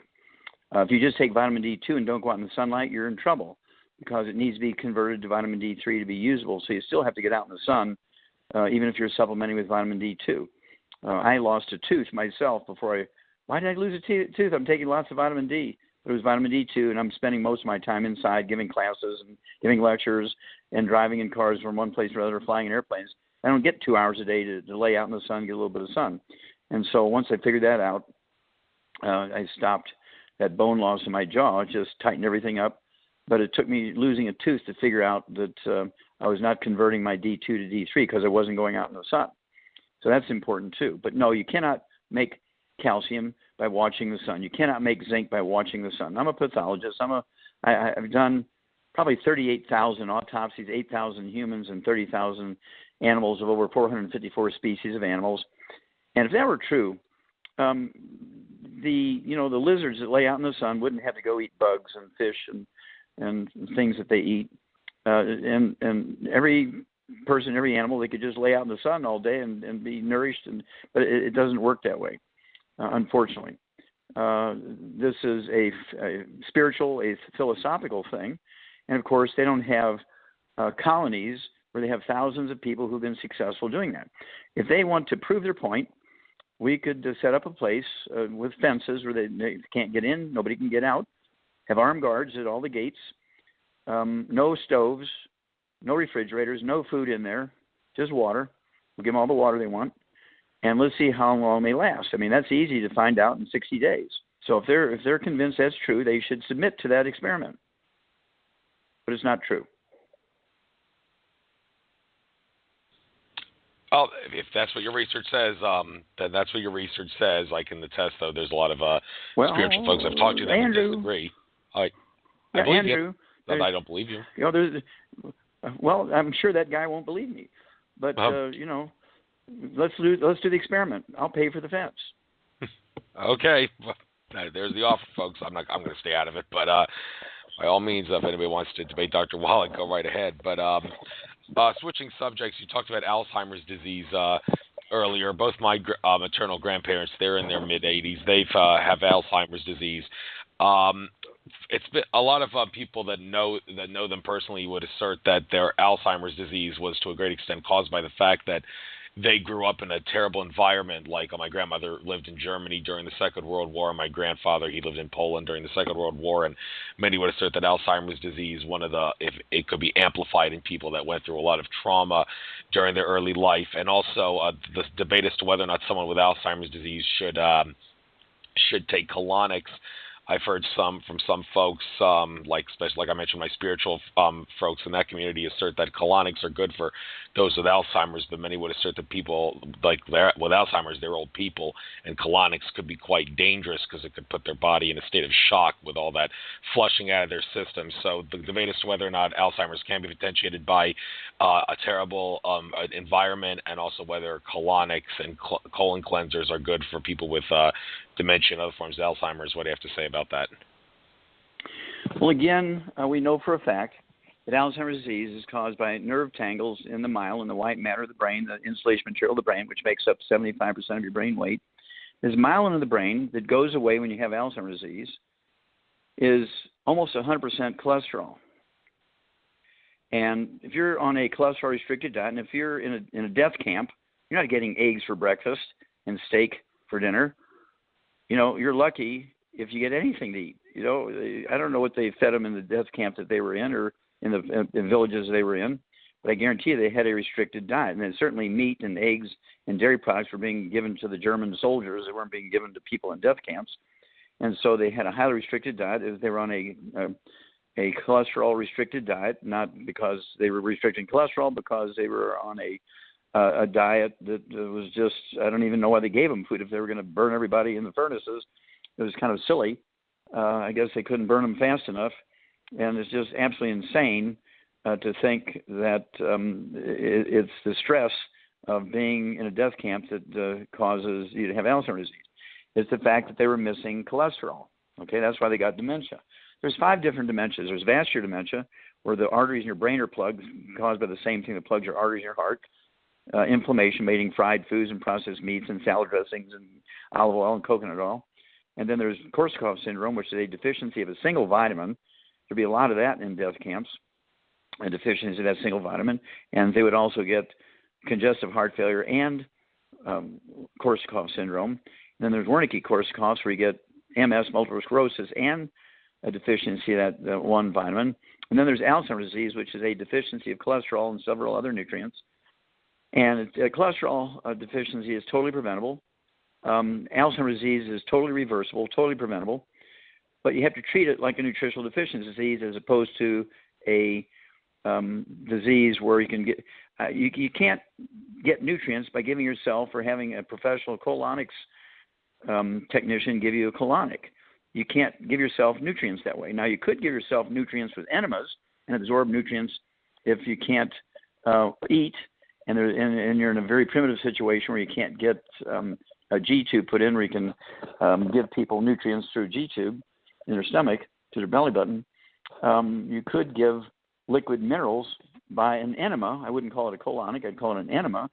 Okay, you can give it to them that way. So there are people who are really in trouble. They're unconscious, can't eat, and you don't have the ability to give them a G-tube. You could give them an enema with these minerals and get the minerals into them that way.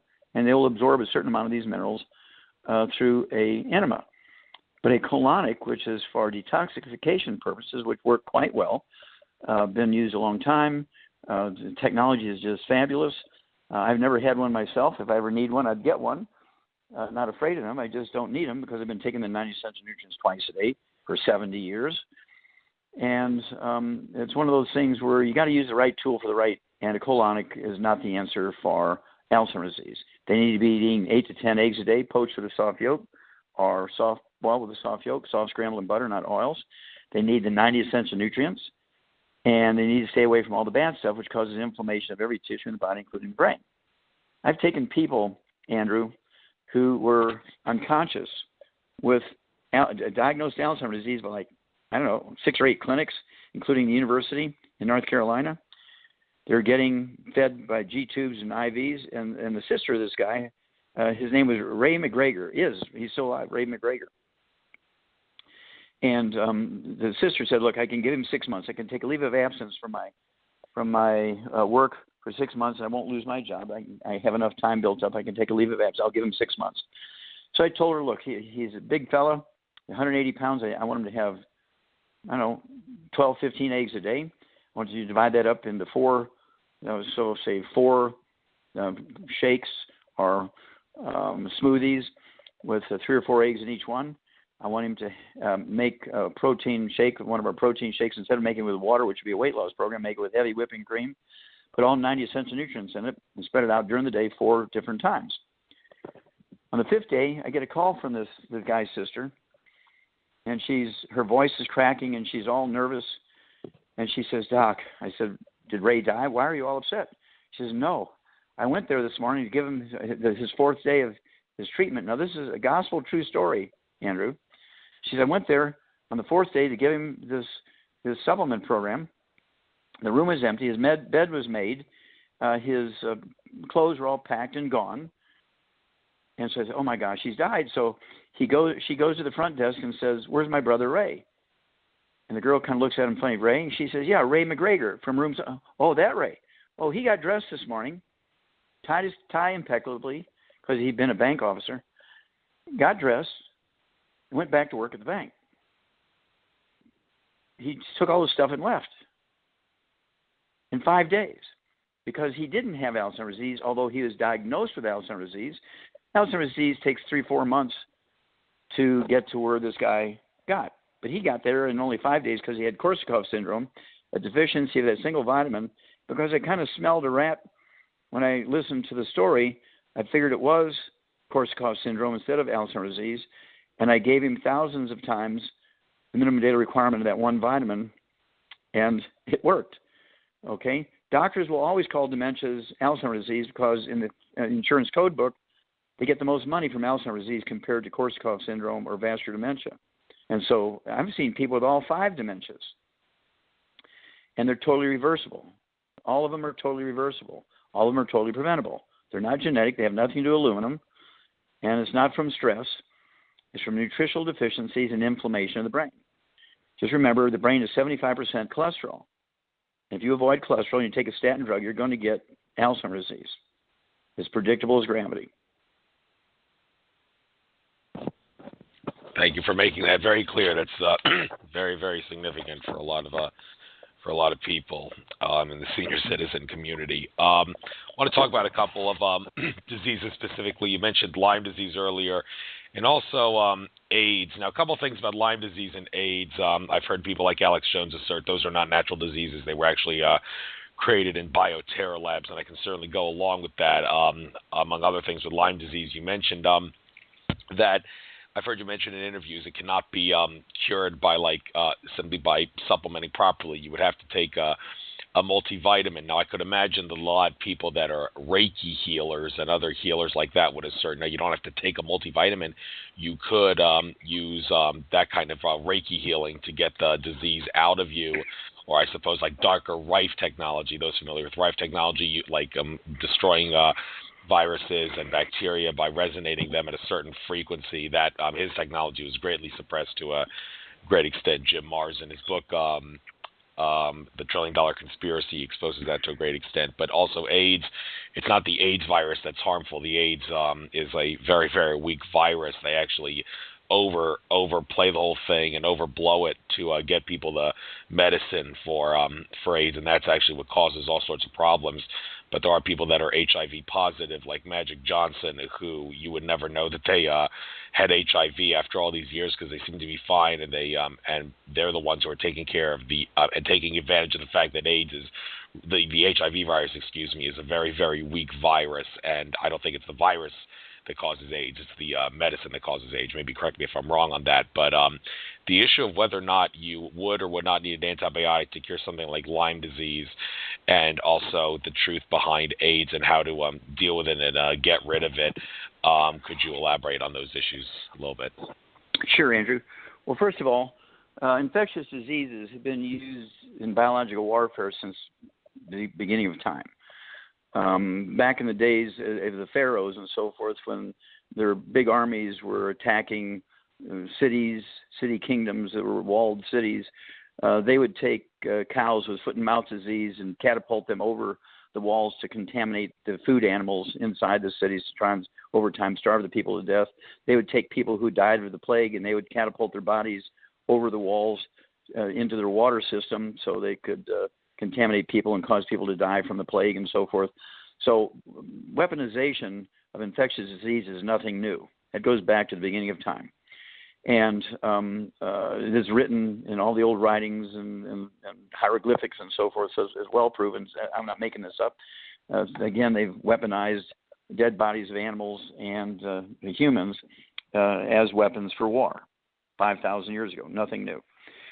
And even today, they try to use things like anthrax and other plague bacteria, spores, and they'll send them to officials and wealthy people and people who are in countries where there's kings and noble families and so forth. They send them these letters full of the white powder.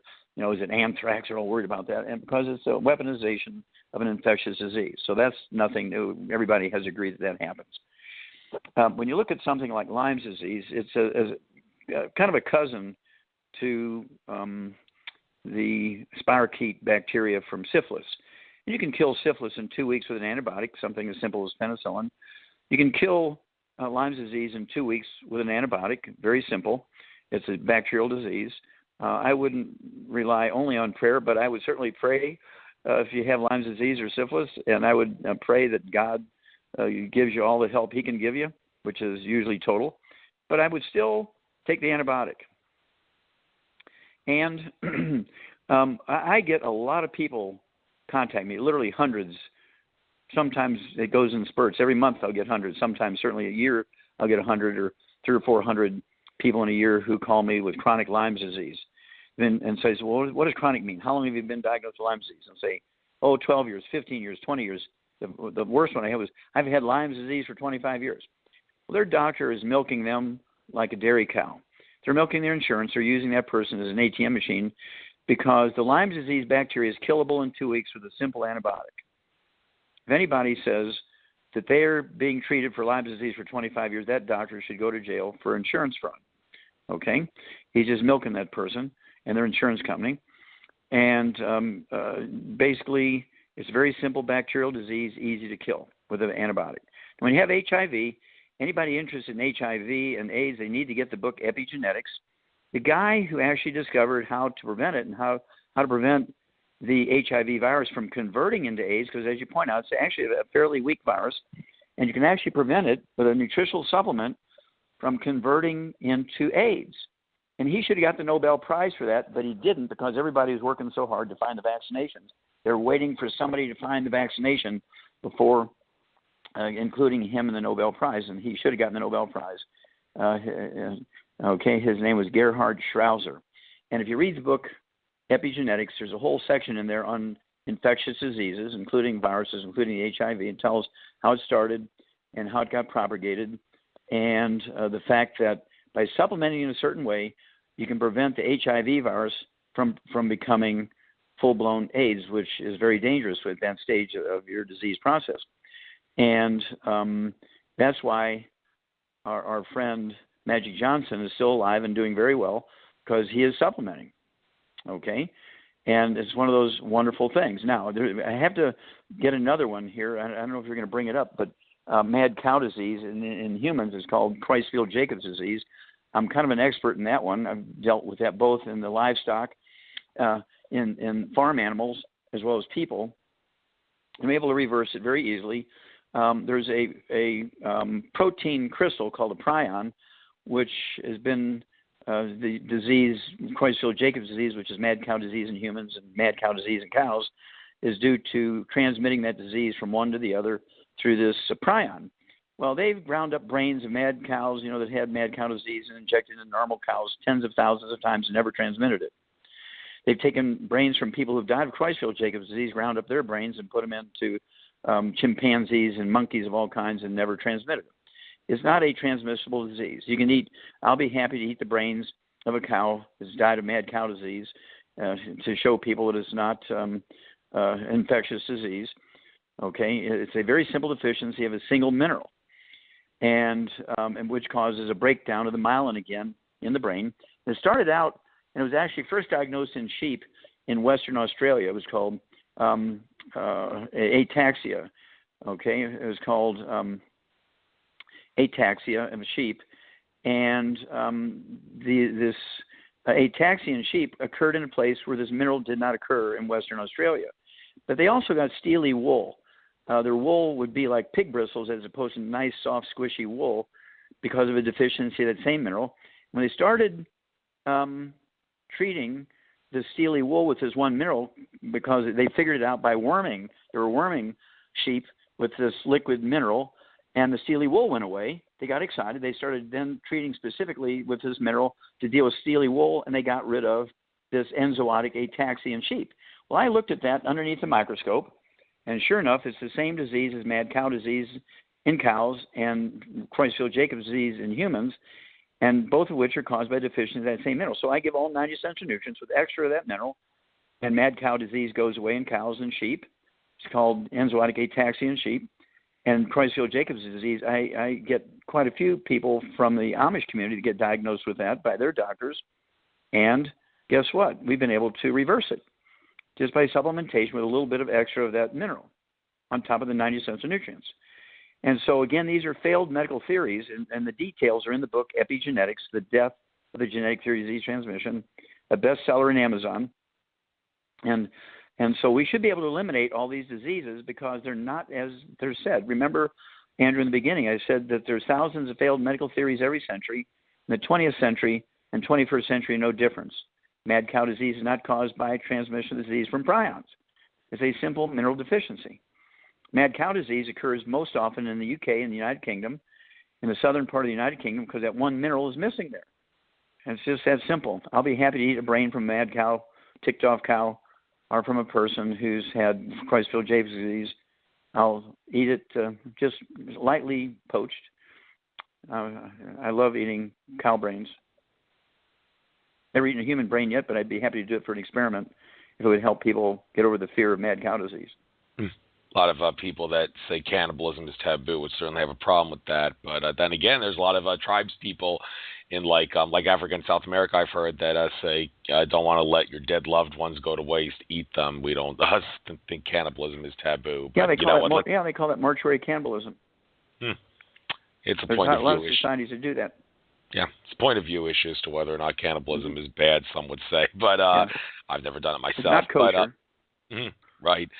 All right, but you mentioned ash is a great way to help soil get nutrients, because ash, like wood ash, has a lot of minerals. Yes. I mean, is that also true with smokers? Not that I say you should smoke. Many would assert it's actually not the tobacco and the nicotine that's harmful. It's the additives, the chemicals they put in, and tobacco by itself is generally not as harmful as they make it out to be. But maybe you could answer that for me, whether that's true or not. But also, like cigarette ash, other ashes besides wood ash. Is any ash in general good for fertilizing your plants?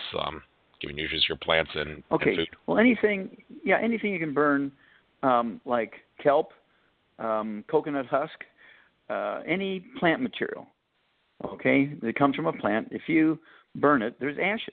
Whether it's tobacco, which is a plant, right? It's a leaf. You burn it, the ashes contain minerals in there. I wouldn't, unless that was the only thing left on Earth, I would figure out some way to detoxify it. Probably with more charcoal or carbon or something like that, add to it to get all the bad stuff out. But any ash from any carbon organism, plants, trees, corn stalks, wheat bran, things like you wouldn't have to worry about the gluten if you burn wheat bran or wheat straw, hay. You could burn that, leaves. And instead of raking up leaves and burning them and then throwing the ashes from the burnt leaves into the recycling bin, put it in your garden. Nothing wrong with that unless you're spraying the trees, because some sprays are burnt up and go off into the smoke when you burn them. Some sprays have chemicals in them that don't burn up and go into the environment when you burn. So I'd be real careful. But if you aren't spraying your trees, and you're raking up the leaves and burning them, or even just throwing them away, you want to burn them or mulch them and put them in your gardens, and you'll get some minerals that way. You just don't know how many minerals are in there unless you do an analysis of your soil. And this is one of the advantages I have, because I have the National Geographic, which has done a great job of finding these blue zones all over the world where people live a long time. And again, they're all third world cultures. They all still use wood for fuel and are putting wood ashes into their gardens. And these are people who are living in places, by dumb luck, they live in places that have 60 or more minerals in their soil. These are the blue zones. And, of course, the National Geographic authors who wrote these wonderful articles, they said, well, the reason why these blue zones are there is because these people are still walking up the hills to their gardens and lots of exercise. And that's nonsense, because they live in places that have these minerals in them. They're putting their wood ashes into the gardens. And some places they have floods every spring. They don't have hydroelectric dams. They have floods, and the silt that's left when the flood water recedes is plowed into the ground, and the silt is minerals, or I should say the silt is minerals from mountains hundreds, maybe even thousands of miles upstream, and that's been going on since the beginning of time. That's why those soils are so fertile, is because of the buildup of this silt every spring when they flood from the melting snows in the mountains hundreds of miles upstream. And when we start damming up these rivers for hydroelectric plants, that silt stops, and this is why our soils are are losing their fertility, not because of bad farming practices. It's just because we've dammed up the rivers, and one of the consequences, unintended consequences, is it had flood control. And initially, everybody thought that was good, flood control. But we stopped renewing our soils every year with flood control. No more silt from the floods. And so we do have to consciously fertilize, and that's why we sell so much of this blooming minerals. And I would urge everybody to get a longevity garden going to get their minerals that way in addition to supplementation. It's kind of fun to teach kids how to grow sweet potatoes and tomatoes and bell peppers and okra and pumpkins and watermelons and beans and peas, and they like to eat them right off the vine and so forth. But, anything that will burn will produce ash, which has minerals in it, because the plants are sucking the minerals out of the ground. Plants do not manufacture minerals. Plants do manufacture carbon compounds because they take the carbon out of the air, and they can make vitamins, which are carbon compounds. They can make amino acids, which are carbon compounds. They make essential fatty acids, which are carbon compounds. The minerals, this is where the limit is. You have to get it from the soil. And if it's not in the soil, plants only need 3. We need 60. And so this is why vegetarians have a struggle. If you look at the top 20 longevity cultures, according to the National Geographic, every one of them are heavy meat eaters, Andrew. There's no vegetarians or vegans in the bunch. Every one of these top 20 longevity cultures, according to the National Geographic, are heavy meat eaters. They're all herdsmen. They're all dairy. They grow cattle for dairy and meat. They drink the blood of their cattle, and they have sheep and goats and chickens and eggs. Show me 3 generations of a flourishing colony where you have thousands of people and hundreds of giggling kids running around who are healthy.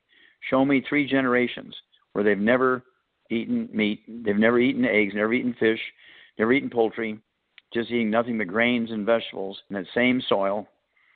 Show me, and there ain't none, as they say in France. Yeah, so all of you who are cigarette smokers, I guess you may want to ash the cigarettes in your plants and your vegetables, and you'll actually do your plants some good there. So, moving don't on. smoke them. You just want to burn them and put the ashes in your garden. Right. So, but I did actually ask you, maybe if you could clarify that. Is it true that tobacco smokers, all this demonization of tobacco, but it's kind of overblown somewhat absurd because it's not the tobacco and the nicotine that's harmful per se. It's more the additives and the chemicals that the tobacco companies put in the tobacco that makes it harmful and addictive. Is that true to a great extent?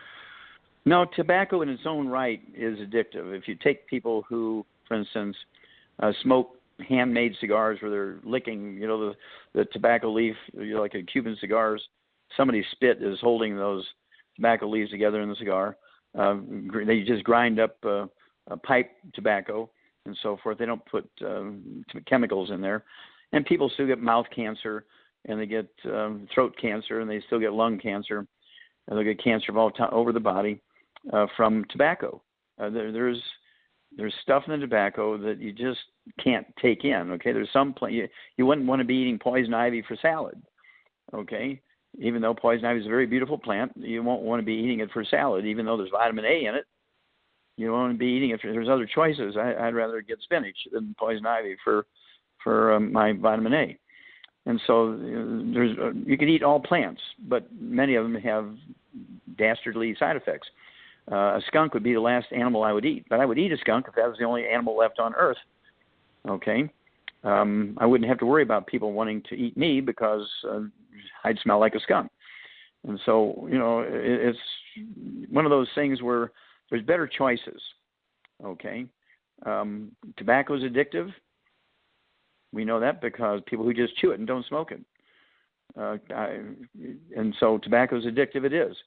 I can help people get off their addiction for tobacco, but they're going to have to take a supplement every time. They'll take the 90 essential nutrients, and every time they crave the tobacco, they have to take the supplement. And in a period of 2 weeks, if they really want to quit smoking or chewing tobacco, they will be able to do that. But if they're just doing it because somebody else wants them to do it, they will submit to the addictive withdrawal. I just can't. I got to have one cigarette. I know some beautiful people. They're all-American athletes, and they just can't give up those cigarettes because they enjoy the effect it gives them. And so it's just tragic. I just hope and pray that they live to be 100, But if you continue smoking, smokers do not live as long as non-smokers. It's very simple. Right. And moving on to another subject here, we have 15 minutes left on the live feed. If we need to go just a little past 2 hours because you want to finish a thought or something, that's okay. It's just anybody who wants to listen would have to call in. But just point that out, 15 minutes on the live feed. I want to talk about synthetic versus natural supplements because everybody says you can't go wrong with natural. Because synthetic, your body doesn't recognize it, for lack of a better word, recognize it as well as it would natural. So it's more likely to flush it through the system. But looking at the Tangy Tangerine multivitamin supplement that I take from Longevity, looking on the nutrition label, one would see that and say that a lot of the vitamins and minerals and nutrients in that, there's a lot more in terms of percent daily value than 100% in one serving. And many would ask, well, why would you need to do that? You said before that what if you take too much Tangy Tangerine, unless you flat out go nuts with it and consume maybe 10 times more than you're supposed to, it's not really going to harm you because it would flush out of your system the excess that you take, so you can't overdose on the nutrients. But okay, fair enough. But why, in that case, why would you need to put a lot more than 100% daily value of a lot of the vitamins and minerals and nutrients in the Tangy Tangerine if the excess is just going to get flushed out anyway? What's the point? Okay, that's a very, very, very, very good question. People ask that all the time. It's a reasonable question, and there's a whole chapter in the book, Epigenetics, that deals with this, but the short version, Andrew, is this. The original, and yet today, minimum daily requirements put together by the FDA is not correct. This is all sort of sitting around smoking their cigarettes and drinking their martinis and saying, well, I think this should be the minimum daily requirement. I think this should be the minimum daily requirement. And they actually did this by extrapolating information from laboratory animals, which on one hand isn't bad, but on the other hand isn't 100% true. And so much of the stuff they got from four-stomach animals, like sheep and goats and cattle research. And so you can't use information from four-stomach animals for a single-stomach animal like ourselves. And so the minimum data requirements that you see on nurses' handbooks, the Merck manual, and so forth are all wrong. That's why people who take multiples, they say, well, yeah, I take a multiple, it has 28 nutrients. Well, you need 90. Let's say they're taking 28 nutrients for all these things you see advertised on TV. We have complete nutrition. We have 23 nutrients in our multiple. Well, they're just insane because they don't have anything close to all 90, certainly if they only have 23 nutrients in there. But you do need far more than the minimum data requirement because it's an extrapolation. It's not an actual double-blind study in human beings. And so once you do the 10 million chemistries that I did, okay, and the 10 million slides of special stains that I did, and my 38,000 autopsies, again, doing these chemistries, looking for pollution, looking for nutritional values. And the reason why my book is in the Smithsonian Institute, Andrew, is because it shows very clearly that people and animals that are eating extremely well don't do well because they're not getting everything they need in the amounts they need it. And that's why the book's in the Smithsonian Institute is a national treasure, because you can get more information from that one book about nutrition and how much is enough, how much is optimal, how much is too much, how much is not enough in that book. Nobody else has ever done that. You talk to your primary care physician, GP, general practitioner. Well, how many autopsies? Well, I looked over the shoulder of a pathologist once in school for one autopsy. And pathologists who are state medical examiners, how many autopsies do they do in their career? 300 or 400? Nobody else has ever done 38,000. And so, and that's why it's in the Smithsonian Institute, because they showed very clearly all these diseases that they thought were genetic, that they thought were due to autoimmune things, that they thought were due to pollution, were in fact just simple nutritional deficiencies, even if you're eating well. Like Joe Biden's, our vice president's son, Matthew, the grandson of past President Jimmy Carter. People like Steve Jobs, Iwata, These people are dying of simple nutritional deficiency diseases, yet they're billionaires and are at the highest level of politics. There was a son of a king of Dubai just die late in 2015, and it was just tragic. He was 33 years old. I mean, this guy was buff. He was exercising all the time. He was first in line to be the king when his father died, and he dies at 33 of a cardiomyopathy heart attack, a deficiency of a single mineral while he's jogging. He's a trillionaire. This guy was a trillionaire, and he dies of a simple nutritional deficiency because he believed the myth that you can get everything you need just by eating well. And so you must be a little obsessive about supplementing properly, and that's why the book and the CD, Dead Doctors Don't Lie, rang true for so many people. That's why I've sold 350 million copies of that CD. It's in 9 languages, because it's a truism, regardless of what country, what language, what peoples you are, that all vertebrates, whether you're a snake or a fish or a turtle or a crocodile or a human being or a flamingo or an elephant or a giraffe or a cow or a rat, dog, cat, requires these 90 essential nutrients in optimal amounts. And if people want to parse doses, I'd rather take 10 times too much, okay, than take 10 times too little. And so I've been actually doing that. I've been taking a 200-pound man's dose. I weigh 150 pounds. I'm probably 20 pounds overweight, but because I'm only 5'6", but I'm 152 pounds. I'm in very good shape. Most people think I weightlift all the time, but I don't, because I'm very strong. I'm very toned up. Most people think I'm 40 years old, but I'm 76. But I've been taking a 200-pound man's dose twice a day for 70 years. And I started doing it when I was only like 80 pounds, when I was a little kid. And so I have people who've been with me for 20 years. They haven't, in 25 years, they haven't been to doctors. I have thousands of people who've been with me for 20, 25 years doing my program. And so this is why the book Epigenetics was written. The subtitle is The Death of the Genetic Theory of Disease Transmission, which shows if you supplement properly, you can avoid all these diseases that is said to be genetic by the medical system. Why do you want to test fate and jump off the roof to see if gravity really works? So I say, look, if you don't believe it, don't believe it, but take it anyway. And just in case I'm right, and you will add 25 to 50 healthy years to your life. Right now, again, Andrew, experts are saying that our children will be the first generation of Americans that do not live as long as their parents.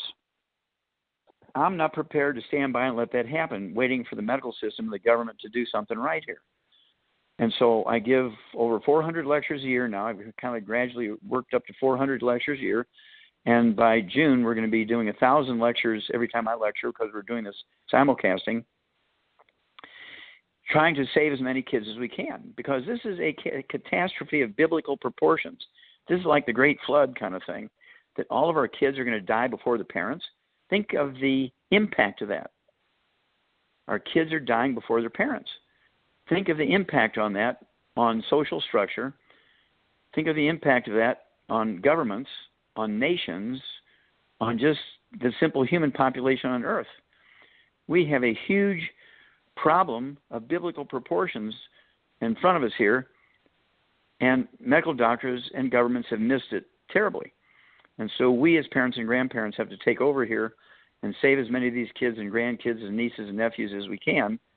But you're going to run into resistance, just like Noah, Jesus, Moses, and all the great prophets, Muhammad. They all ran into problems. And so we have to be examples by doing everything right. And we have to be examples instead of giving a monogram towel set to a young couple getting engaged or getting married, or a linen set to start their households. Give them the 90 essential nutrients, and there won't be any more babies born with birth defects. Give them the 90 essential nutrients, and we'll add 25 to 50 healthy years to their life. And that prediction that our children will be the first generation that do not live as long as their parents will not come true. If we do nothing, that prediction will come true. And so we have this huge problem here. And, you know, we can have these intellectual discussions, but in the meantime, those people who say, well, I don't quite believe Wallach all the way. I might believe he's right on a certain thing, but not all things. Well, I can handle it because I'm taking my 90 essential nutrients. It doesn't bother me. But I want people to know, here's the answer. If you do the right things, you'll add 25 to 50 healthy years to your kid's life. If that's not worth $3 a day to you, then shame on you. That encourages people to try your method, because I think it's done well, taking the Healthy Start Pack and all. But 5 minutes left on the live feed. I think we'll have one more subject, and then we'll call this a show.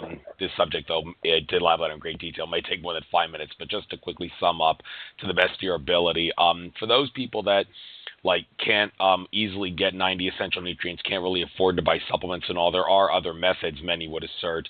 That you say what you want about sun gazing, but many would assert that is one way to get nutrients, but another way, use Mother Earth, stand barefoot on dirt. Not only will it cleanse you, but it will also allow for nutrients to enter you through, like some say, an osmosis method. And also, spiritual folks would say, just go out into nature and talk to nature, and nature will bring the essential nutrients into you, because everything's consciousness and all that. I realize you don't get into that field, but that is what a lot of people would assert. Well, I do, actually. Oh, you do? Really? So what do you have to say? Oh, yeah, and also one more thing. I deal with all people. I've only got 3 minutes here, and I got to run, so. Okay, I also want to talk one more thing on that note related, glands. Like the ancient Egyptians, for example, they were very big on the power of glands. Like you could activate your glands in your body to heal your body for the better without necessarily having to get all those nutrients. There are other ways to do it. If you can't get those nutrients, activating glands is another way to do it. Do you have any comment on that? Yeah, well, basically when people say, look, Doc, I can't afford $3 a day. Well, I don't believe it, because they're holding a cup of Starbucks coffee in their hands. Okay, when they're telling me that. And so they have to have priorities, number one.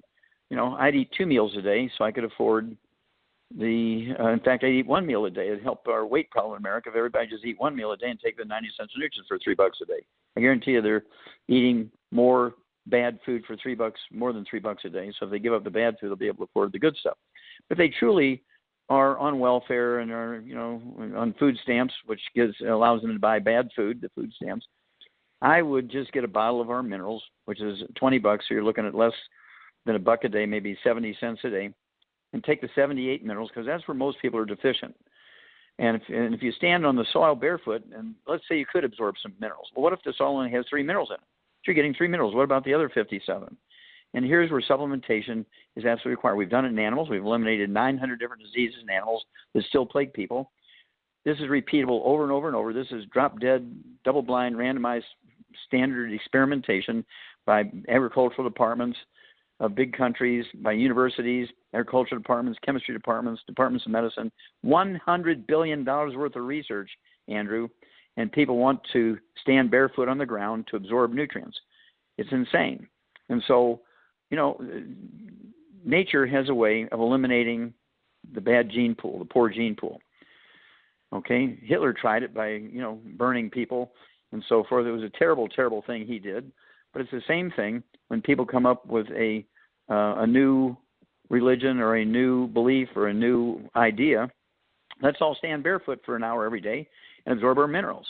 Well, let's say you could absorb the 3 minerals that are in that soil. You're only getting 3. What are you going to do about the other 57? So you'll die of one of the other deficiencies. And so you have to, know the whole story here. And so I deal a lot with spiritual people, and they come to me when they're very, very ill, and they have to supplement. And so I just urge people to contact us through the numbers you're giving out and so forth, and that way they can get the books, they can get the supplements. Don't tempt Mother Nature. Don't jump off a 50-story building to see if gravity works. Take the 90 essential nutrients, and then we can discuss things, because you'll live long enough. We'll have discussions around the fire when we're all 200 years old. Thank you very much. Awesome interview, Dr. God Wallach. bless you, and thank you, Andrew. Yeah, all right. So just quickly point out here, wallachonline.com, that's your website, and the products that you don't make money off them again, but the longevity products, people can see them on that site. That's how people can reach you. And since we're coming to the end of the show, 1 minute left on the live feed, I'll end the show by doing the emotional part of every show, and that's telling you the same thing I tell all of my guests. You are a fascinating individual. I have no doubt this interview will wake up a lot of people, cause a lot of people to buy more longevity products and take up healthier habits. And if you ever find some sort of new health discovery or something, and you want to find some medium to get your info out, you're more than welcome to contact me, and I can give you maybe a half hour to an hour on my show to do that. But as far as me contacting you and all my other guests goes, Dr. Wallach, ever since I started doing the show, always had a mission of sorts to try to get as many different people on my show as possible before I give any one specific guest double dips, because I felt that's the fairest, most impartial, and most informative way to do a radio show that seeks to expose the nature of reality. So that does mean that I probably won't be asking you or any of my other guests to come on again, but like I said, that's only because I need to give thousands of other fascinating individuals like you a chance to have some glory on my show. Thank you so much. All right. God bless. Take care now. God bless. All right, folks, that's the end of this show. Dr. Wallach really had to go there. He had a meeting at 10, so he left, and Peter Moon will be the guest on my show next week, and we'll be talking about things like Montauk and time travel and all that. So tune in next week. I contacted a lot of new potential guests, so there'll be a lot of new people calling in the very near future in the next couple of days or so that I try to contact, trying to schedule times in the to come on my show in the near future. So Peter Moon next Wednesday. This is Andrew Fisher signing off from Nature of Reality Radio, and namaste, everybody. Enjoy the rest of your Trek Throughout Infinite Consciousness.